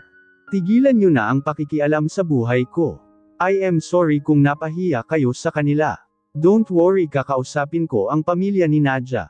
Alam kong may plano siya para saktan si Marcela. Subukan lang nilang saktan si Marcela kahit ina ko siya, hindi ako mangingiming kalabanan siya. Hindi ako makakapayag na saktan nila si Marcela. I need to find her. Habang tumatagal lalo akong nanghihina. 6 na buwan na ang tiyan ko. Ang bilis ng panahon, kailan lang nangangarap akong magkaroon ng anak. Kahit hirap na hirap ako sa sitwasyon ko, pilit kong pinatatag ang sarili ko. Kahit na minsan napanghihinaan na ako ng loob. I need to be strong for my baby. Visible na ang mga pasa ko sa balat. The doctor said my white blood cells are increasing. Lagi kong pinagdarasal na bigyan pa ako ng lakas ng Diyos para lumaban. Kahit alam kong imposible, pero walang imposible sa Diyos. Hindi niya kami pababayaan ng anak ko. Ate, kumain ka muna nitong apple. Matamis ito, nabili ko sa Quiapo sa may tabi ng simbahan, sabi ng kapatid kong si Leonila. Salamat. Konting panahon na lang ate, lalabas na si baby boy. Kaya magpakatatag ka at magpalakas. Nandito lang kami ate para sa iyo at kay baby. Nangilid ang luha ko. Alam ko namang nariyan lang sila sa tabi ko. Kaya nga kahit hinang-hina na ang pakiramdam ko, pilit kong nilalabanan ang sakit ko. Kabuwanan ko na kaya excited na akong mailabas ang anak ko. Baka one of these days lumabas na siya. Madalas na ang contraction ng tiyan ko. Sabi ng doktor baka manganak ako ng normal. Anak, na ihanda na namin ng tatay mo ang gamit mo at ni baby boy. Iyang nanay mo kanina pa hindi mapakali sabik nang makita ang unang apo, natatawang biro ni tatay kay nanay. Anong ako, ikaw nga dyan ang mas sabik. Kanina ka pa tanong ng tanong kung lalabas na ba. Nawala ang ngiti ko, na palitan ng pagniwi dahil biglang humilab ng sobrang sakit ang tiyan ko. Nay, tay, lalabas na si baby. Tumawag ng taxi ang kapatid ko habang si nanay ay nalalayan niya ako habang dala ang mga gamit ko. Halos lahat ng lakas ko ay naubos na. Hindi ko maitaas ang mga kamay ko dahil sa panghihina ng katawan ko. Napakapit ako kay nanay na nasa tabi ko. Nagpas siyang samahan ako sa delivery room dahil sa pag-aalala sa akin. Push pa Marcela, kailangan mailabas mo na ang bata, halos pawisan na ako at nanghihina na din. Huminga ako ng malalim at isang malakas na ere ang ginawa ko. Nailabas ko na ang anak ko. Good job Marcela, kahit hinang-hina ang kiramdam ko, nagawa ko pang ngumiti. Narinig ko ang iyak niya. Hinawakan ko ang kamay ng nanay ko. Leonila, alagaan niyo ang anak ko. Pangalanan niyo siyang Nathan de la Serna. Hindi ko ipagkakait sa kanya ang apelyido ni Nathaniel, may karapatan siya. Feeling ko bibigay na ako. Hanggat kaya kong sabihin sa kanila ang bilin ko, kinaya kong sabihin. Ate naman, huwag ka namang ganyan. Parang nagpapalam ka na naiyak na ang kapatid ko. Hindi ko na kayang lumaban pa. Unti-unti nang ginugupo ng kadiliman ang kamalayan ko. Nabitawan ko ang kamay ng kapatid. Naririnig ko ang sigaw ng kapatid pati na ang mga doktor. Hanggang sa hamina na at wala na akong narinig at naramdaman. Pinuntahan ko si Marcela sa hospital. Nang mag-text si Leonila para ipaalam na mangganganak na si Marcela. Habang papalapit ako sa nakita kong lumabas si Leonila na umiiyak. Leonila, Kuya Nemesio, si Ate Marcela. Hindi na ito makapagsalita ng maayos dahil sa sobrang pag-iyak. Hinawakan ko ang nanginginig niyang kamay. Anong nangyari kay Marcela? Nasaan ang baby? Okay ang baby. Pero si ate bigla na lang tumigil ang pintig ng puso niya. Ayokong iwan kami ni Ate Marcela. Kailangan siya ni Baby Nathan. Don't worry, hindi pababayaan ng mga doktor ang ate mo. We pray for her. Mahigpit niyang hinawakan ang braso ko habang lumuluha. Ilang oras din ang pinaghintay namin bago lumabas ang doktor. Doc, kumusta na si Marcela? Tiningnan kami ng doktor na parang hindi maganda ang sasabihin nito. Sa ngayon stable na ang pasyente. But we need to do an operation as soon as possible. Dahil lumalala na ang pagdami ng white blood cells niya. Kailangan na nating makahanap ng donor para sa bone marrow transplant. Kung hindi natin magagawa ito, baka ikamete na ng pasyente. Halos manlumo ako sa narinig ko. Ilang tao na ang hiningan ko ng tulong para makahanap ng camouch sa bone marrow ni Marcela. Pero bigo ako, ngunit hindi ako susuko. Kailangan kong makahanap ng donor. Kung match lang ba kami ni Marcela, kahit ako na lang. Pero sa kasamaang palad hindi kami match. Habang papunta ako sa kinaroroonan ng nursery room, may napansin akong tao na nasa loob. Nagulat ito nang makita niya akong papalapit sa crib ni Baby Nathan. Anong ginagawa ng taong ito dito sa crib ni Baby Nathan? Sino ka? Anong ginagawa mo sa crib ni Baby Nathan? Tanong ko sa taong nakatayo mismo sa tapat ng crib ng baby. I heard that his mother is needing a bone marrow transplant. Naawa lang ako sa batang ito kung mawawala ng maaga ang ina niya. Pinakatitigan ko ang nasa harapan ko. Mukha naman siyang decent at mukhang mayaman. I want to help his mother. I'm willing to be a donor. Maybe we have match. Para namang nabuhayan ako sa sinabi ng taong kausap ko. Okay, we will go to the doctor. Let's see if you are compatible with each other.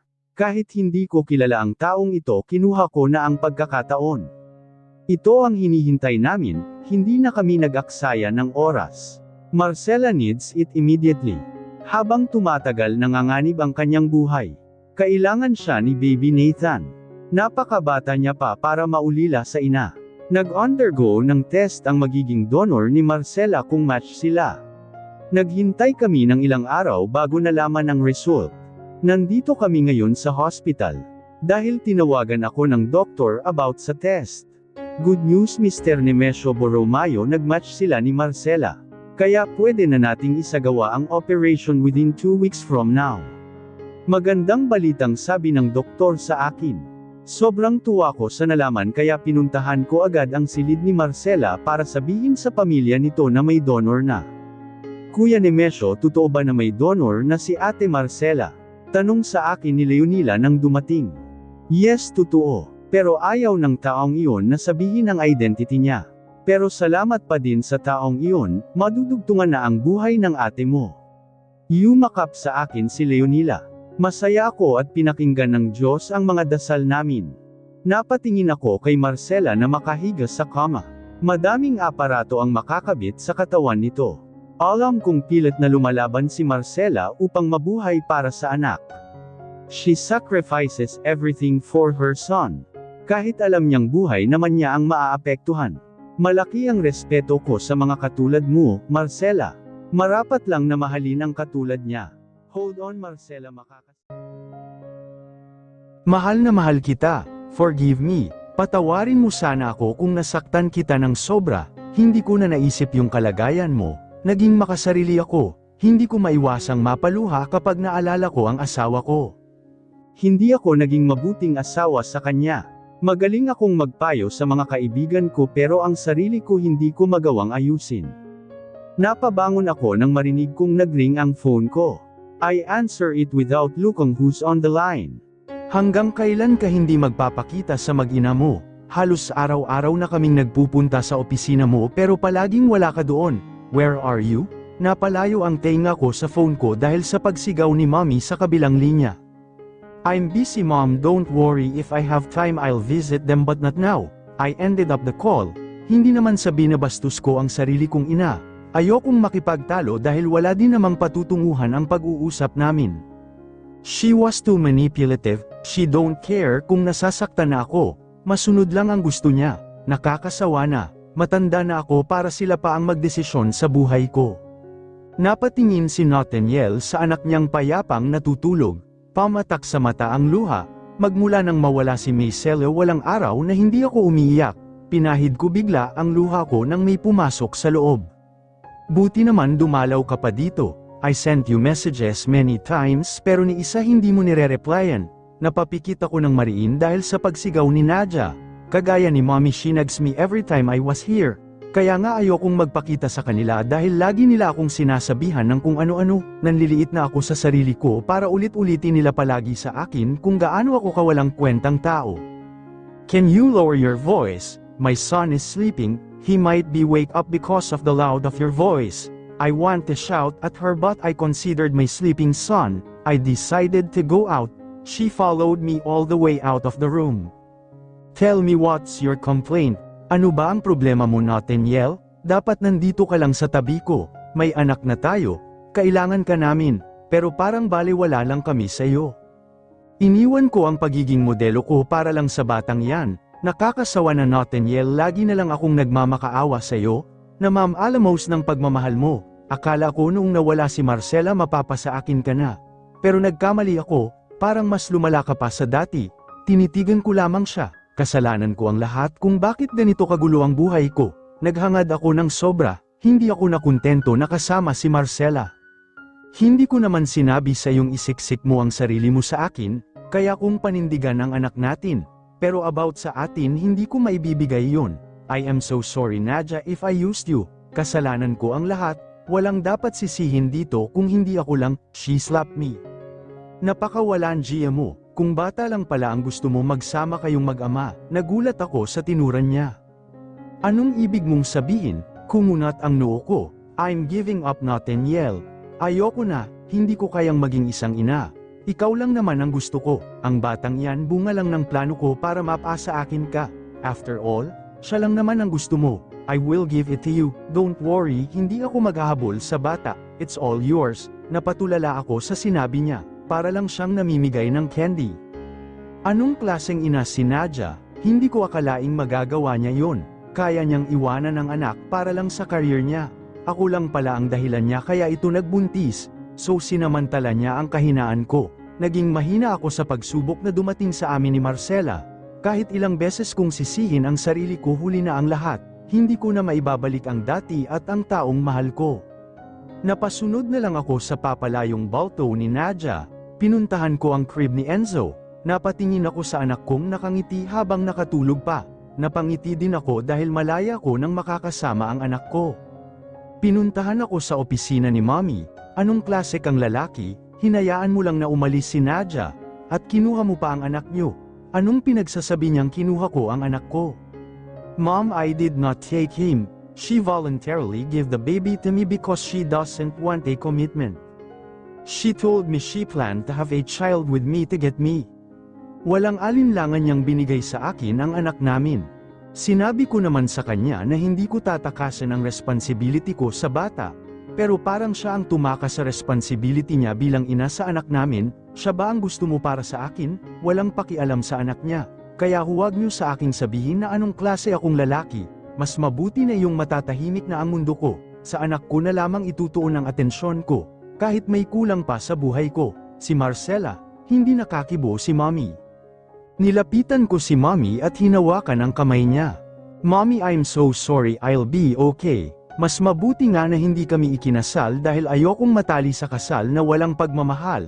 Hindi sagot sa pagkakaroon ng anak ang pagpapakasal. Alam kong nagkamali ako sa ginawa ko. Pinagsisihan ko ang pang-iiwan kay Marcela. Hindi ako nagsisi na nagkaroon ako ng anak. Sana maintindihan niyo kung ano ang nasa saloobin ko. Kaya kong palakihin ang anak ko na ako lang.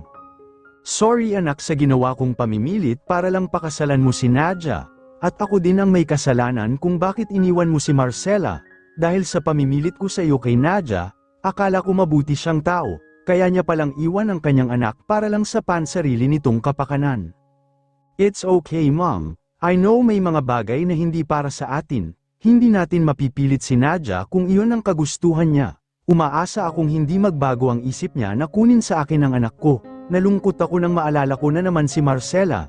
Gustong-gusto ko na siyang puntahan, pero wala na akong mukhang may haharap sa kanya. Kasumpa-sumpa ang ginawa kong pananakit sa kanya.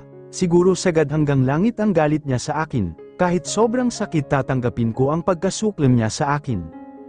I am sorry anak kung naging makasarili ako, hindi ko na naisip kung ano ang naramdaman mo. Alam ko mahal na mahal mo pa din si Marcela, kung gusto mo siyang balikan hindi na kita pipigilan, alam kong wala na akong babalikan pa, hanggang dito na lamang kami.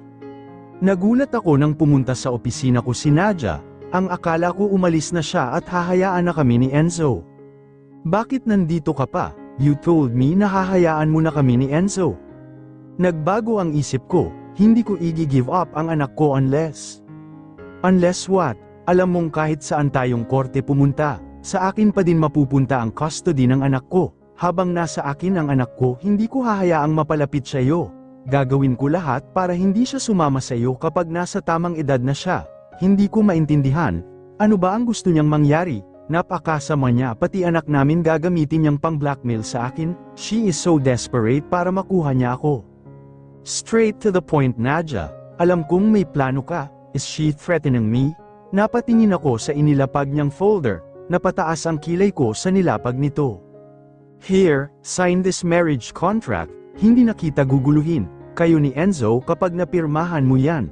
Pero kung hindi mo pipirmahan yan ilalayo ko na ng tuluyan si Enzo at hindi mo siya makikita pa. Nag-igting ang pangako, napakatusaw niya, she knows my weakness. My son, napapikit ako ng madiin, I love my son, I can't live without him, nawala na nga si Marcela pati ba naman ang anak ko, hindi ako makakapayag, bago ko pirmahan ang marriage contract pinakatitigan ko iyon ng matagal. Make sure hindi ka lalabag sa kasunduan natin. After I sign this paper, you will never show your ass off me. Huwag kang mag-alala pagkatapos mong pirmahan ang papel ay aalis na ako at hindi na magpapakita sa iyo. Nag-alinlangan pa akong pirmahan pero sa huli pinirmahan ko na. Mas mahalaga ang anak ko. Pagkatapos kong pirmahan walang kabog-abog na tinalikuran ako ni Nadia. Ibang klase din ang babaeng iyon, napakatuso niya. Pero masaya akong sa akin na si Enzo. Isang buwan mula nang ipanganak ko si Nathan, akala ko hindi na ako gising pa. Nagpapasalamat ako at nakasurvive ako sa lahat ng pagsubok sa akin ng Diyos. Kung sino man ang tumulong sa akin, malaki ang utang na loob ko sa taong iyon. Dahil sa kanya nadugtungan muli ang buhay ko, makakasama ko pa ng matagal ang anak ko. Kumusta na kaya si Nathaniel? Ikinasal na kaya siya? Sana maging maligaya sila. Kahit naman nasaktan ako hindi ko kayang magtanim ng galit kay Nathaniel, I still love him until now, nagpapasalamat pa din ako sa kanya. Sa kabila ng lahat ng nangyari he gave me this precious gift, my son. Lumabas ako ng bahay para paarawan si baby Nathan, wala pa namang 7:00 kaya hindi pa masama sa baby ang init, habang hawak sa bisig ang anak ko hindi ko maiwasang mapangiti dahil nakikita ko sa anak ko si Nathaniel. Sana dumating ang araw na makita ni Nathaniel ang anak namin, hindi ko naman ipagkakait kung sakali ang anak namin, dahil siya naman ang ama, nakakalungkot lang kung kailan nandito na ang hinihiling namin sa Diyos tsaka naman bumitaw si Nathaniel. Baka hindi niya talaga ako minahal, anak lang ang gusto niya sa akin. Halos hindi na ako lumalabas ng bahay. Sa bahay at sa opisina lang umiinog ang mundo ko. Wala na nga akong oras para dalawin ang mga kaibigan. Enzo is much more important than anyone else. Enzo is now 3 months old. He is my top priority right now. My plan to find Marcela is still on my list. I smiled when I saw my baby open his eyes. He still recognizes things around him. I took my son and carried him. Every morning pinapaarawan ko siya. Natutunan ko ito kay Manang Yuli, ang dating kasambahay namin noon ni Marcela. Sir, may naghahanap po sa inyo. Sinong naghahanap? Si Sir Aldrin po. Ano kayang kailangan ng lalaking yon? Last time panay ang sermon niya sa akin, alam ko naman na malaki ang kasalanan ko. Nagulat pa siya nang makita niya akong may hawak na baby, akala niya siguro hindi ko inaalagaan ang anak ko. Madalas kasi niya akong nakikita na busy sa opisina ko, I still find time to spend more time to my baby.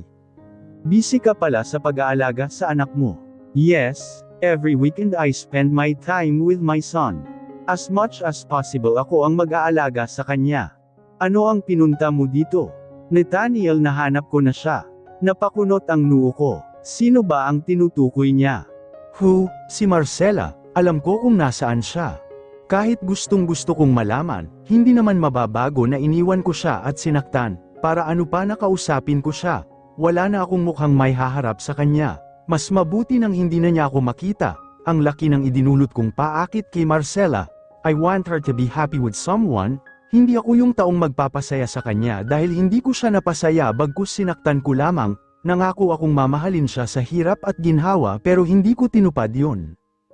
I know you don't have to extend it into my face, kahit na I have my son but still, I feel empty. Dito sa puso ko may malaking butas na tanging si Marcela lang ang kayang magpunan yun. My happiness is not complete. Ganyan din ang ginawa ko noon nang umalis sa buhay ko ang asawa ko. Naging mahina ako, mas inisip ko yung nasa side ko lang. Hindi ko na naisip kung ano ang nasa niya, hindi ko alam pareho pala kaming nasasaktan, akala ko ako lang. Dahil iniisip ko lang kung ano ang nararamdaman ko. Kung wala pang masamang nangyari hindi ko pa marirealize na dapat ipinaglaban ko siya. Kahit napakakomplikado ng nangyari sa pagitan namin, may humadlang pero dahil mahal namin ang isa't isa, hindi kami sumuko. Alam mo yung may isip mo pa lang na mawawala ang mahal mo sobrang sakit na, para kang buhay na patay, walang halaga ang buhay. Naalala ko noon kung paano ko sabihan si Aldrin na kausapin niya AMG asawa niya. Na magsisi siya kung ang paiiralin lang niya ang galit. Nagloko ako dahil hindi lang ako mabigyan ng anak. Si Aldrin may ibang tao ang nanira sa kanilang relasyon. Ako mismo ang sumira sa magandang relasyon namin ni Marcela. Aldrin, huwag ka nang mag-aksaya na tulungan pa ako about sa amin ni Marcela. I want her to be happy. I hurt her, hindi ako karapat dapat sa pagmamahal niya. She is worth to somebody who can love her. Hanggang ngayon hindi ko pa kayang patawarin ang sarili ko. I did not realize I was crying.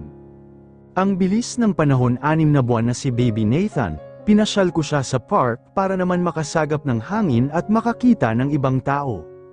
Kumuha ako ng upahang apartment noong nagkaroon na ako ng trabaho. Kumuha na din ako ng mag-aalaga habang nagtratrabaho ako, pero kapag Saturday and Sunday ako ang nag-aalaga. Kailangan ko ding kumayad para sa amin ng anak ko, nahihiya na ako kina tatay at nanay. Masyado na kaming pabigat, ayaw pa sana nila akong magtrabaho dahil kailangan ko pa daw magpahinga. Sinabi naman ng doktor na as long as iniinom ko ang mga gamot ko pwede naman akong magtrabaho. Si Leonila naman ang kasama ko sa bahay. Habang naglilibot sa parke may nakita akong babae. Hirap na hirap siyang patahanan ang baby na nasa stroller. Hindi na nga alam ng babae kung ano ang gagawin kaya nagpasya akong lapitan. Hi miss. Sa tingin ko nasa mid-30s na ang edad nito. Hello, naku ayaw tumigil umiyak ang alaga ko. Nakita kong halos mamula na ang buong mukha ng baby dahil sa pag-iyak. Pwede ko bang buhatin ang baby? Naawa na kasi ako sa bata. Tahan na baby. Tumigil sa pag-iyak ang baby. Sumubsob sa balikat ko. Hinaplos ko ang kanyang likod at marahang tinapik ang likos. Inaantok lang pala ang baby kaya nag-iiyak. Naku salamat inaantok lang pala, naawa ako sa alaga kong yan dahil walang ina kaya sabik sa yakap ng isang ina. Tingnan mo parang gustong gusto niya ang yakap mo. Nasaan nga pala ang nanay ng alaga mo? Nasa ibang bansa na. Maliit pa lang yan iniwan na siya sa tatay ng bata. Yung ama naman palaging busy sa trabaho.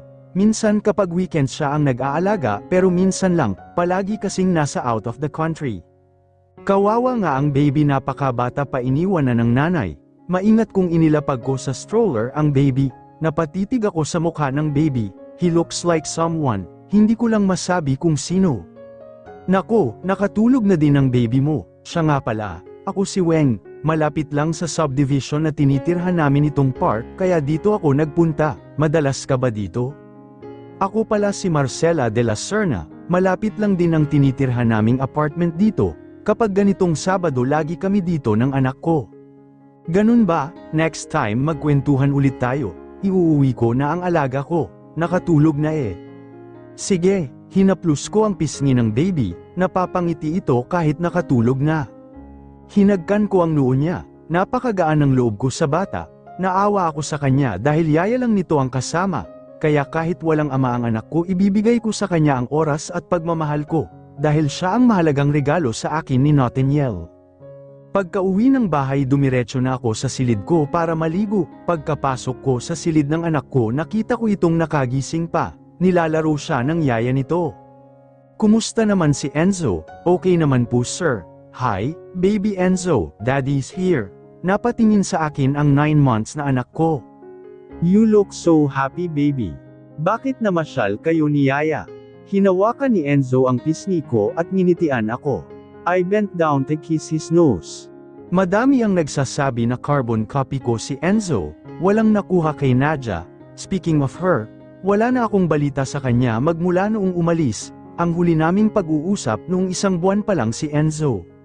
Balita ko nasa Amerika si Nadia, sana hindi na niya maisipang bumalik muli dito sa Pilipinas, magugulo lang ang mundo namin ni Enzo kung narito siya. Hinaplos ko ang manipis na buhok ng anak ko. Inaantok na, every night we sleep together. Gusto kong katabi ang anak ko, kung nandito lang si Marcela, 3 kami dito. Mukha lang akong baliw, hanggang ngayon hinahanap-hanap ko pa din ang presensya niya. Kinuha ko ang una na laging ginagamit ni Marcela noon, I hugged it very tight, imagining she's the one I am hugging. Hi Weng, hi Marcela, buti naman at nagkita tayo ulit para naman may kakwentuhan ako. Nakakainip sa bahay minsan busy si Manang sa ibang bagay kaya itong si Pogi lang ang kinakausap ko, pareho lang pala kami, si Nathan lang din ang lagi kong kinakausap kapag wala si Leonila. Bakit, wala ba yung kasama mo sa bahay ng amo mo? Nandoon naman, kaso hindi naman kami nakakapagkwentuhan dahil busy sa paglilinis, ako dito lang talaga sa alaga ko nakatutok ang pansin ko, ayos lang naman dahil mabait naman ang alaga ko, ang Pogi pamana sa ama. Bakit may gusto ka ba sa amo mo? Hindi ba may asawa na yun? Kaso hiwalay lang sabi mo. Oo crush na crush ko yun, tsaka crush lang naman walang masama. Wala namang masama sa paghanga, hi baby Pogi. Gustong gusto ka niya kasi sinabihan mong Pogi siya. Hinawakan ko ang maliit na kamay niya at hinagkan ang daliri. Napatawa kami ni Weng sa reaksyon nito, umingit si Nathan sa kuna. Gising na pala ang Poging baby, ay nga pala nagluto ng merienda yung kusinira sa bahay, madami yun, iilan lang kami doon, samahan mo akong magmerienda. Nako hindi ba nakakahiya baka nandyan ang amo mo sabihin nagpapasok ka nang hindi niya kakilala. Wala siya ngayon, nasa ibang lugar. Sige pero saglit lang ako baka isumbong tayo ng ibang kasama mo doon. Ikaw naman ang mapapag-alitan ng amo mo. Naku hindi yan, mabait si Manang. Umalis nung nagpunta ako ng parke, umuuwi kasi yon sa anak niya, sa hapon na ng linggo ang uwi niya, pumayag na ako dahil nagugutom na din naman ako. Narating namin ang subdivision, napakalaki ng bahay ng amo ni Weng, mansyon talagang matatawag ito, napatingin ako sa baby, hindi ko maiwasang maawa sa bata, malaki nga ang bahay, sagana sa lahat pero kulang naman sa pagkalinga ng sariling magulang.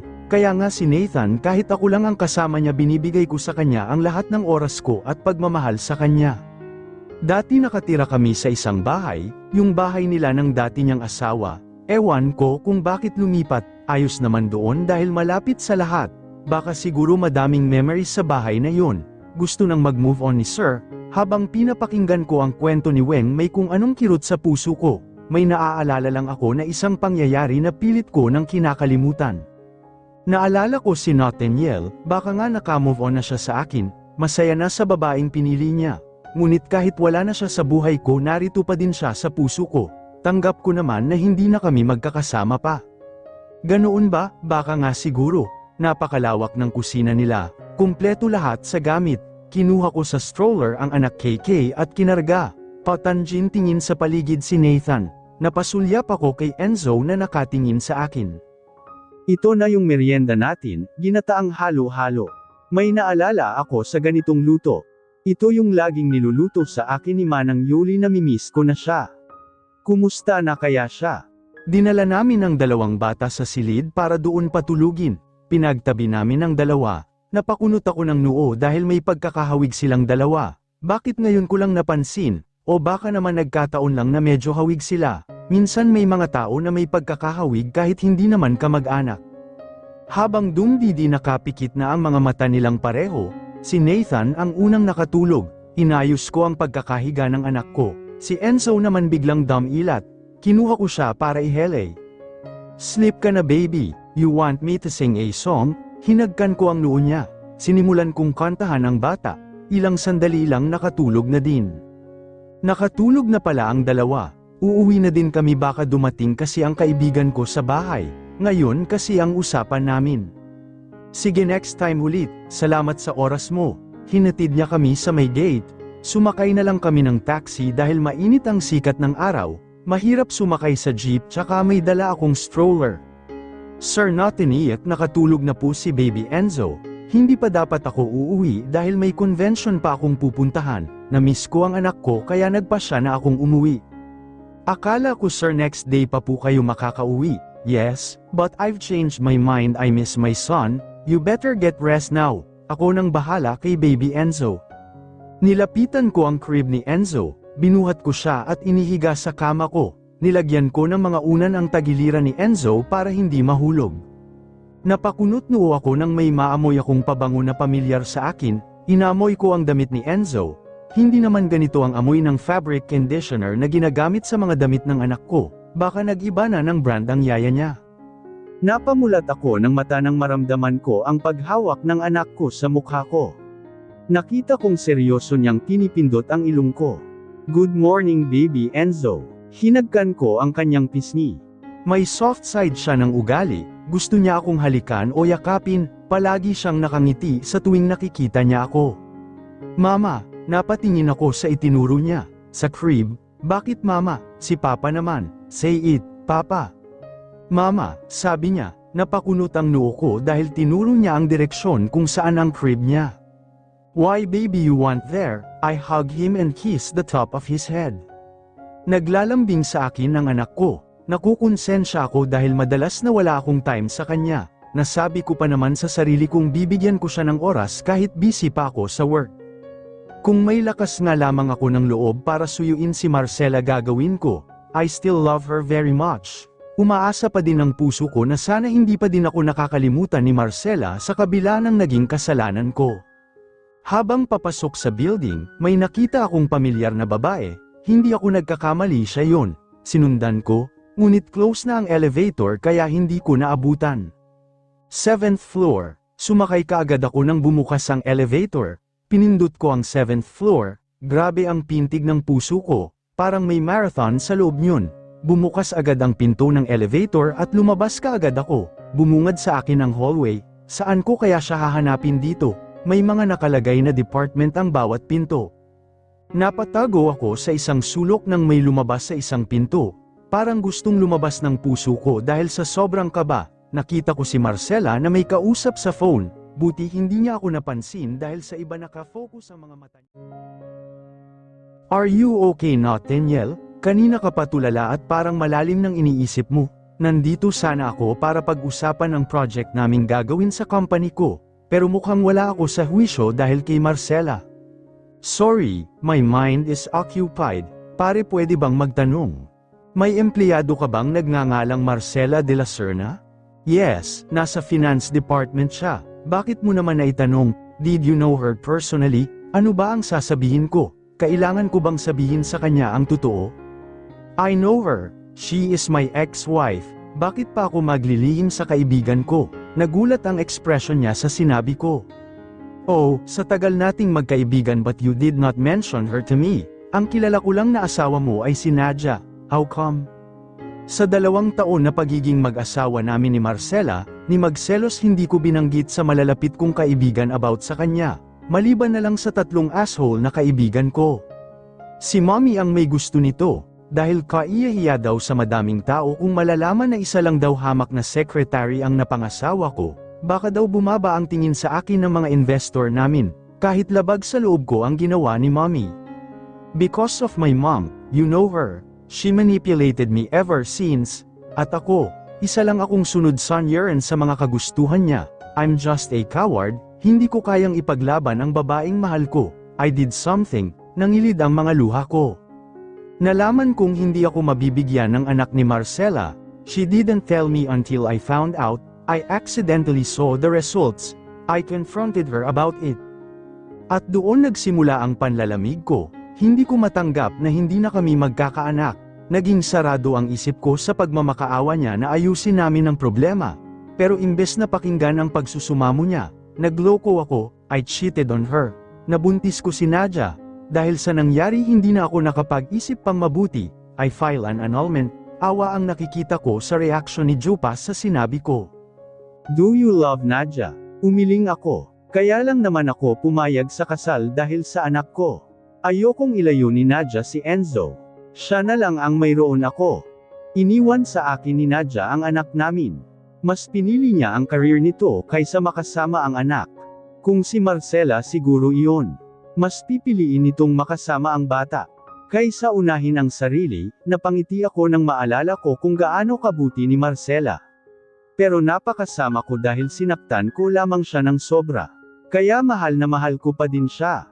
Gusto mo bang malaman kung saan na nakatira si Marcela? Nakangiting sabi ni Jupas. Oo, pero ayokong guluhin pa ang tahimik na nitong buhay. Napakalaki ng kasalanan ko sa kanya. Ang kapal naman ng mukha ko kung magpaparamdam pa ako sa kabila ng pananakit ko sa damdamin niya. Mas mabuti pa na hanggang malayong tingin na lamang ako. Kung mahal mo, ipaglaban mo. Malay mo mahal ka pa din niya. Huwag mong sisihin ang sarili mo. Lahat naman tayo nagkakamali sa desisyon natin. Kahit naman ako nagkakamali din. Sa bawat pagkakamali natin doon tayo natututo. Wala namang masama kung susubukan mo. Gustuhin ko man pero napangungunahan ako ng takot at hina ng loob. Ate may lagnat si Nathan, napakainit niya, kaya dinala na namin sa hospital. Nag-undertime na nga ako buti pinayagan ako. Tumawag ito kaninang nasa opisina ko. Napatingin ako sa anak kong payapa nang natutulog. Sinabi ng doktor na oobserbahan pa si baby Nathan, baka daw na dengue ang bata. Uso pa naman ngayon, sana naman pangkaraniwang lagnat lang, kaawa-awa ang anak ko kapag na dengue ito. Ipagdasal na lang natin ate na maging maayos na si Nathan, na hindi dengue ang damapo sa kanya. Napatingin kami sa pinto nang pumasok ang doktor. Doktor, ano pong result, dengue po ba ang damapo sa anak ko? Don't worry, maayos na ang temperatura ng baby mo, kaya wala nang dapat pa tayong ipag-alala. By tomorrow pwede nang i-discharge si baby Nathan. Nabunutin ako ng tinik sa dibdib. Salamat po Doc, buti na lamang hindi dengue. Hi, salamat naman, magiging okay na si Pogi. Nakauwi na din kami at okay naman na si Nathan, kaya nakahinga ako ng maluwag. Kawawa ang anak ko kung nagka-dengue, delikado pa naman sa bata ang ganoong sakit. Kaya malaki ang pasasalamat ko sa Diyos. Lumiban muna ako ng isang araw sa trabaho. Gusto kong masiguro na maayos na ang lagay ng anak ko. Leonila, pakitingnan nga muna si Nathan. Lalabas lang ako't itatapon ko itong basura. Okay ate, kinuha ko sa kusina ang plastic bag na may lamang basura. Ngayon kasi ang pick-up ng garbage truck. Ilalabas ko na para hindi na ako magkumahog mamaya. Lumabas ako sa gate, inilapag ko sa may gilid ng kalsada ang plastic. Napansin ko ang itim na sasakyang nakaparada sa may kabilang side. Napakunot-noo ako dahil ngayon ko lang napansin na may sasakyan pala ang kapitbahay namin. Sa tagal na namin dito wala naman akong nakikitang ganito kagarang sasakyan. Kahit di man ako maalam sa modelo ng sasakyan, alam kong mamahalin ang isang ito. Ilang segundo pa niyang tinitigan, hindi ko kasi makita kung may tao sa loob. Dahil tinted ang sasakyan, baka naman may nakiparada lang. Hay, kung ano-ano nang naiisip ko, pumasok na ako sa loob. Hindi pa ako nakakapasok sa loob ng bahay nang marinig ko ang ugong ng sasakyang paalis. Nakabukas ang side ng bintana kaya kita ko ang nasa driver seat. Nathaniel, mabilis ang takbo ng sasakyan kaya hindi ko na natitigan ang tao sa loob. Nagkakamali lang ba ang mata ko sa nakita? Paano naman mangyayaring nandito siya para lang makita ko? Nagpapatawa ba ako? Hinding-hindi na siya babalik sa akin. May asawa na siya. Baka nagkakamali lang ako. Pagkapasok ng bahay hindi ko maiwasang isipin ang nakita ko kanina lang. Hindi ako sigurado kung si Nathaniel nga ba yun. Baka naman namamalikmata lang ako. Bakit naman niya ako pupuntahan kung may bago na siyang pamilya? Ano naman ang kailangan niya sa akin? Oh, ate, bakit ganyan ang hitsura mo? Para kang nakakita ng multo. Hindi multo, tao ang nakita ko, pero hindi naman ako sigurado kung siya nga yun. Sino namang tao ang sinasabi mo? Pinakatitigan niya ako at hinihintay ang sagot ko. Si Nathaniel ang nakita ko, may dumaang sasakyan, Naka-open ang bintana ng front seat kaya nakita ko ang tao sa loob. Pero hindi ko naman sure kung siya nga yun. Ang bilis kasi ng pagpapatakbo ng sasakyan, ewan ko ba, mamalikmata yata ako. Ano naman ang pakay niya sa'yo? Una sa lahat, iniwanan ka niya dahil hindi mo siya nabigyan ng anak. Pangalawa, niloko ka niya, nakabuntis siya ng ibang babae habang kasal pa kayo at nagsasama pa lang. Pangatlo, pinili niyang makisama sa babaeng nabuntisan niya dahil mas mabibigyan siya ng anak. Pang-apat, nag-file siya ng annulment para tuluyan na siyang maging malaya. Panglima, pinakasalanan niya ang babaeng iyon. Ano pa ang dahilan niya na bulabugin pa ang buhay mo? Ang kapal ng mukha niya. Alam kong galit na galit ito kay Nathaniel. Hindi ko siya masisisi. Hindi siguro si Nathaniel yun. Baka kamukha lang kaya napagkamalan ko. Pasensya na kung na-stress ka na agad, natatawang biro ko sa kapatid ko. Nakaka-stress naman kasi yung Nathaniel na yan, may gana pa siyang bumalik sa buhay mo. Sa kabila ng mga ginawa niya sa'yo, naku Ate Marcela, hindi mo dapat binibigyan pa ng pagkakataon ang lalaking iyon. Kahit na may anak kayo, hindi siya worth sa inyo ni Baby Nathan. Kasi mahina siya na harapin ang mga problema na dumating sa inyo bilang mag-asawa. May punto naman siya subalit may karapatan naman si Nathaniel na malaman na may anak kami. Ayokong ipagdamot ang pagkakataon na makasama niya ang anak namin. Siguro para na lang sa anak namin. Ang sa amin ay isang saradong aklat na lamang. Alam ko naman yun, pero paano kung hanapin ni Nathan ang ama niya? Ayokong ipagdamot sa kanya ang pagkakataon na makita niya ang ama nito. May karapatan si Nathaniel na malaman na may anak siya. Ayokong maging makasarili. Bahala ka ate, pero kung ako, hindi ko ipapakilala ang anak ko sa ganoong klaseng lalaki. Hindi ko masisi ang kapatid ko kung bakit ang laki ng galit nito kay Nathaniel. Nakita niya kung paano ako umiyak ng time na iniwan ako at sumama sa ibang babae si Nathaniel. Mukha akong gago dito, pinagmamasdan sa malayo si Marslal, gustong-gusto ko nang bigyan ng mahigpit na yakap si Marcela, ngunit hindi ko magawa dahil wala akong lakas ng loob. At mas lalong wala akong mukha na may haharap sa kanya. Kinabahan ako nang makita kong napatingin sa sasakyan ko si Marcela. Matagal niya itong tinitigan kaya malaya ko din siyang natitigan. Good thing, my car has tinted glass, kaya hindi makikita ang nasa loob. Pinakatitigan ko lang si Marcela, malaki ang pinagbago niya. Umikli na ang mahaba nitong buhok. I love her silky long hair. Madalas kong haplasan yun kapag matutulog na kami. I love kissing her habang inaawitan niya ako ng paborito naming kanta. I miss her so much. Napakalaki ng pagsisisi ko sa naging desisyon ko. Huli na ang lahat para sa amin, nakatanaw sa malayo, kahit gustong-gusto ko na siyang yakapin ng mahigpit, nag-init ang sulok ng mga mata ko. Totoo ngang palaging nasa huli ang pagsisisi. Nagulat ako nang tumawag sa akin si Nadia. Sa totoo how I wish hindi na ito magparamdam sa amin ni Enzo, pero wala naman akong karapatan na hadlangan kung gusto niyang makita ang anak namin, kahit na nga iniwan niya ito at ipinamigay na parang aso, siya pa din ang ina. Bakit ka napatawag? I'm going home by next week, I want to talk about US and about our son. Okay, message mo na lang ako kapag nandito ka na sa Pilipinas. Although I have this feeling she will come back to US, I'm not ready yet for her comeback. Nagmumukha talaga along stalker, nandito Alco ngayon sa harapan ng bahay nila Maysela. Sinundan ko siya mula sa pinagtratrabahuan nito hanggang umuwi ng bahay. Nanatili lang ako sa loob ng sasakyan ko, hinintay ko itong lumabas, napangiti ako nang lumabas siya. Ngunit napakunot ako ng noo, nakita kong may hawak siyang batang lalaki, nag-ampun ba si Marcela? Umiyak kasi ang baby na nasa bisig niya. Nakita kong lumabas din si Leonila, may iniabot itong bote kay Marcela. Habang pinapanood ko si Marcela, hindi ko maiwasang mapangiti, hinahagkan nito ang noo ng baby habang henehele niya. Pumasok na siya sa loob ng hindi na umiiyak ang baby na nasa bisig nito. Gusto kong pigilan si Marcela na pumasok sa loob ng bahay nila, pero wala akong magawa dahil duwag akong magpakita sa kanya. Hinampes ko ang manibela, naiinis ako sa sarili ko. Hindi ko na naman mapigil ang lumuha, hanggang kailan ko pagdudusahan ang lahat ng ito. Gustuhin ko man na lapitan siya pero hindi pa ako handang harapin ang babaeng sinaktan ko ng sobra, kailangan ko ng lakas ng loob at kapal ng mukha bago ko magawang magpakita. Nakatingin lang ako kay Nadia. Dumating na siya at tumuloy sa opisina ko. I want to talk to you, Nathaniel. Walang nagbago sa kanya.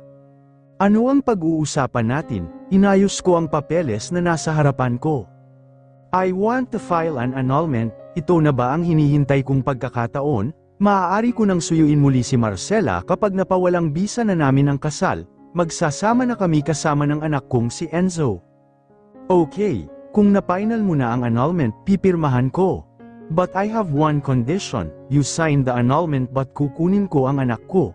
Parang huminto ang inog ng mundo ko sa narinig sa kanya. Bakit kailangang kunin niya si Enzo? Alam kong malaki ang pagkukulang ko sa kanya. Gusto kong bumawi sa anak ko. Napatayo ako at ibinagsak ang mga kamay ko sa lamesa. No, you can't do that. Hindi mo kukunin ang anak ko. Hindi ba binigay mo na siya sa akin? Sinabi mong hindi mo na kami guguluhin, tapos ngayon kukunin mo?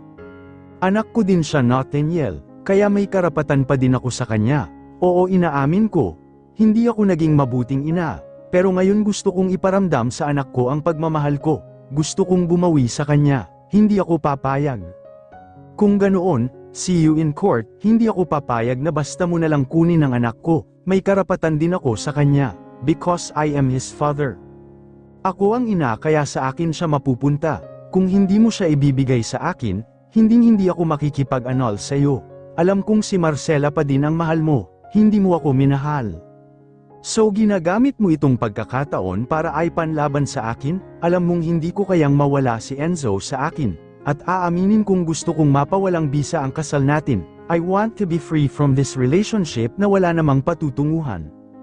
Even at the start, hindi ko ginustong magpakasal. Naging sunod-sanyaran ako sa lahat ng kagustuhan nila. Nagkahalo-halo na ang iniisip ko at that time. Wala na ako sa tamang pag-iisip para pag-isipan pa ang tama. Pinakawalan ko ang babaeng mahal ko dahil sa kagustuhan kong magkaroon ng anak. Naging makasarili ako. Lalaban ako, Nathaniel, kung yan ang pasya mo. See you in court then. Ayoko sanang umabot ito sa korte dahil ayokong maapektuhan ang anak namin. Napakabata pa niya para sa ganito. Pinag-aagawan namin siya. Pwede namang pag-usapan. Bakit kailangang may condition ka pa? We can talk this matter without arguing. Ayokong makarating pa tayo sa korte para lang sa custody ng anak natin. Pareho nating anak si Enzo. Kaya pareho tayong may karapatan. Hindi ko kayang mawala si Enzo. Nawala na nga sa akin si Marcela, pati ba naman ang anak ko. Hindi ko nakakayanin yun. Alam kong pagkatapos nito, hindi ka na makakabalik sa buhay ko. Gusto kong mabuo ang pamilya natin. Hindi ako naging mabuting ina at asawa sa iyo noon. Pinagsisihan kong iniwan ko kayo. Mas pinili ko ang career kaysa sa inyo. Kaya ngayon gusto kong bumawi sa inyo ni Enzo. Parang gusto kong sumbatan siya. Pero hindi ko na lang ginawa. Nanlulumo ako dahil akala ko ito na ang pagkakataon ko para makawala sa kasal namin. Pag-iisipan ko, Nadia, alam mong sa una pa lang hindi ko ginusto ito. Alam mo yan. Pero hindi ko pinagsisihan na dumating sa buhay ko si Enzo. Importante siya sa buhay ko. Okay, hihintayin ko kung ano ang pasya mo, but I will assure you na magiging maayos na tayo. Kayo na ang priority ko kapag naayos na ang relasyon nating dalawa. Para naman ito sa anak natin, I hope na mapag-isipan mo itong mabuti. I have to go. Napatingin na lang ako sa pinto na sumara. Napahagod ako ng buhok ko. Hindi ko napaghandaan ito. Pinapaikot lang nila ako sa palad niya. Nagsisi ako kung bakit sinunod ko si Nadia na pirmahan ang marriage contract kahit hindi kami ikasal sa simbahan or sa huwes. Knowing them kaya nilang gawin yun. Yun naman kasi ang kasunduan namin. Lalayo siya at hindi na magpaparamdam sa amin ni Enzo. Pero pipirma ako sa marriage contract. Pero hindi niya tinupad ang usapan namin. Pero ayokong malayo ang anak ko. Siya ang mas importante kaysa sa sarili kong kaligayahan. Wala na akong mukha pang may haharap kay Marcela. Dahil isa akong duwag at gago. Gusto ko lang namang magkaroon ng anak pero ito ang kapalit. Umalag ang balikat ko na paiyak na ako ng tuluyan. Huli na para magsisi ako dahil wala na si Marcela. Hindi ko na siya makakasama, kaya kahit gustuhin ko man na balikan si Marcela, hindi ko magawa, dahil kasal ako kay Nadia. Ayokong maging second choice si Marcela, siya lang ang una, wala ng iba. Pumasok ako sa silid ni Enzo, narinig ko agad ang iyak ng anak ko, kaya nagmadali akong pumasok sa loob. Napahinto ako nang makita ko si Nadia na buhat ang anak namin, kumakawala si Enzo habang umiiyak. Mama, sambit ng anak ko habang umiiyak, lumapit kaagad ako. Nadia, anong ginagawa mo dito? Napatingin sa akin ang anak ko, inabot niya ang maliliit na kamay. Kinuha ko mula kay Nadia si Enzo, napasubsob ang mukha nito sa dibdib ko. Sash, baby daddy's here. Dinadalaw ko ang anak ko. May karapatan din ako not and yell, I'll be staying here. Bakit ka dito mananatili? Ayokong magtaas ng boses, baka mas umiyak si Enzo. Ayaw kasi nito nang nakakarinig ng nagsisigawan. I am your wife, so natural dito ako magstay. Hindi ko na ito pinansin.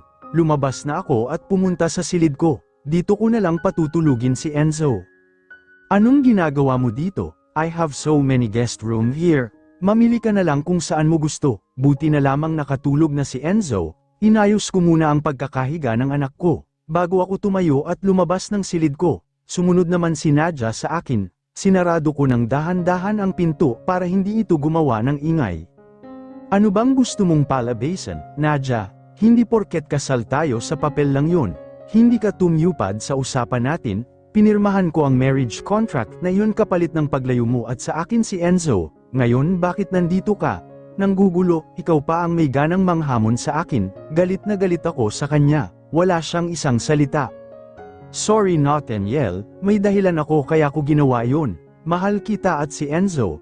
Kahit hindi ko man pinaramdam kay Enzo ang pagmamahal ko. Mahal ko siya. Gusto kong bumawi sa inyo. Please Nathaniel, pagbigyan mo ako. 8 buwan pagkatapos yun hindi mo na ako makikita pa. Tutupad ako sa usapan natin. Pangako, nakita kong napaluha si Nadia. Hindi ko alam kung ano ang mararamdaman ko. Nagdadalawang isip ako kung papayag ako sa pakiusap niya. Hindi siya tumyupad sa una naming kasunduan, baka ganoon din ang gawin niya. Hindi ko alam Nadia kung magtitiwala pa ako sa iyo. Wala kang isang salita. Nangangako ako Nathaniel, tutuparin ko yun, please para sa anak ko. Napansin kong pamayat si Nadia. Mapayat na siya dati pa pero mas pamayat pa siya ngayon. Ngayon ko lang napagmasdan ang hitsura niya, malalim ang ilalim ng mata nito. Hindi ko napansin ito nang nagpunta ito sa opisina. Siguro dahil may makeup ito noon. Ngayon kasi ay wala itong nakalagay na makeup, tanging lipstick lang ang mayroon siya. Which is weird dahil dati kahit nasa bahay lang siya may makeup ito. Nang napansin niyang pinagmamasdan ko ang kabuuan niya. Bigla itong nagpaalam kaagad, kailangan kong magpahinga. Good night, nagmadali itong pumasok sa loob ng silid niya. Anong nangyari? Namasyal muli kami ni Nathan sa parke kung saan lagi naming tinatambayan during weekends. Hindi ko na nakikita dito si Weng ilang linggo na din. Ano kayang nangyari sa kanya? Namimiss ko ang alaga niya. Dalawin ko kaya siya sa bahay ng amo niya. Baka nandoon yun. Halika anak, puntahan natin si Tita Weng, dalawin natin. Pagkarating namin sa bahay ng amo ni Weng, sinalubong kami ng security guard na nasa gate. Good morning ma'am, ano pong kailangan nila? Itatanong ko lang kung nandyan si Weng, sabihin mo kaibigan niya. Opo ma'am, narito po siya. Saglit lang po tawagin ko. Ilang saglit ay dumating na ito at kasama niya ang nakangiting Weng. Marcela, napadalaw ka. Pasensya na ang tagal nating hindi nagkita. Tuloy ka muna. Nag-aalangan akong pumasok dahil baka nandito ang amo niya. Parang napansin naman ni Weng ang pag-aalangan ko.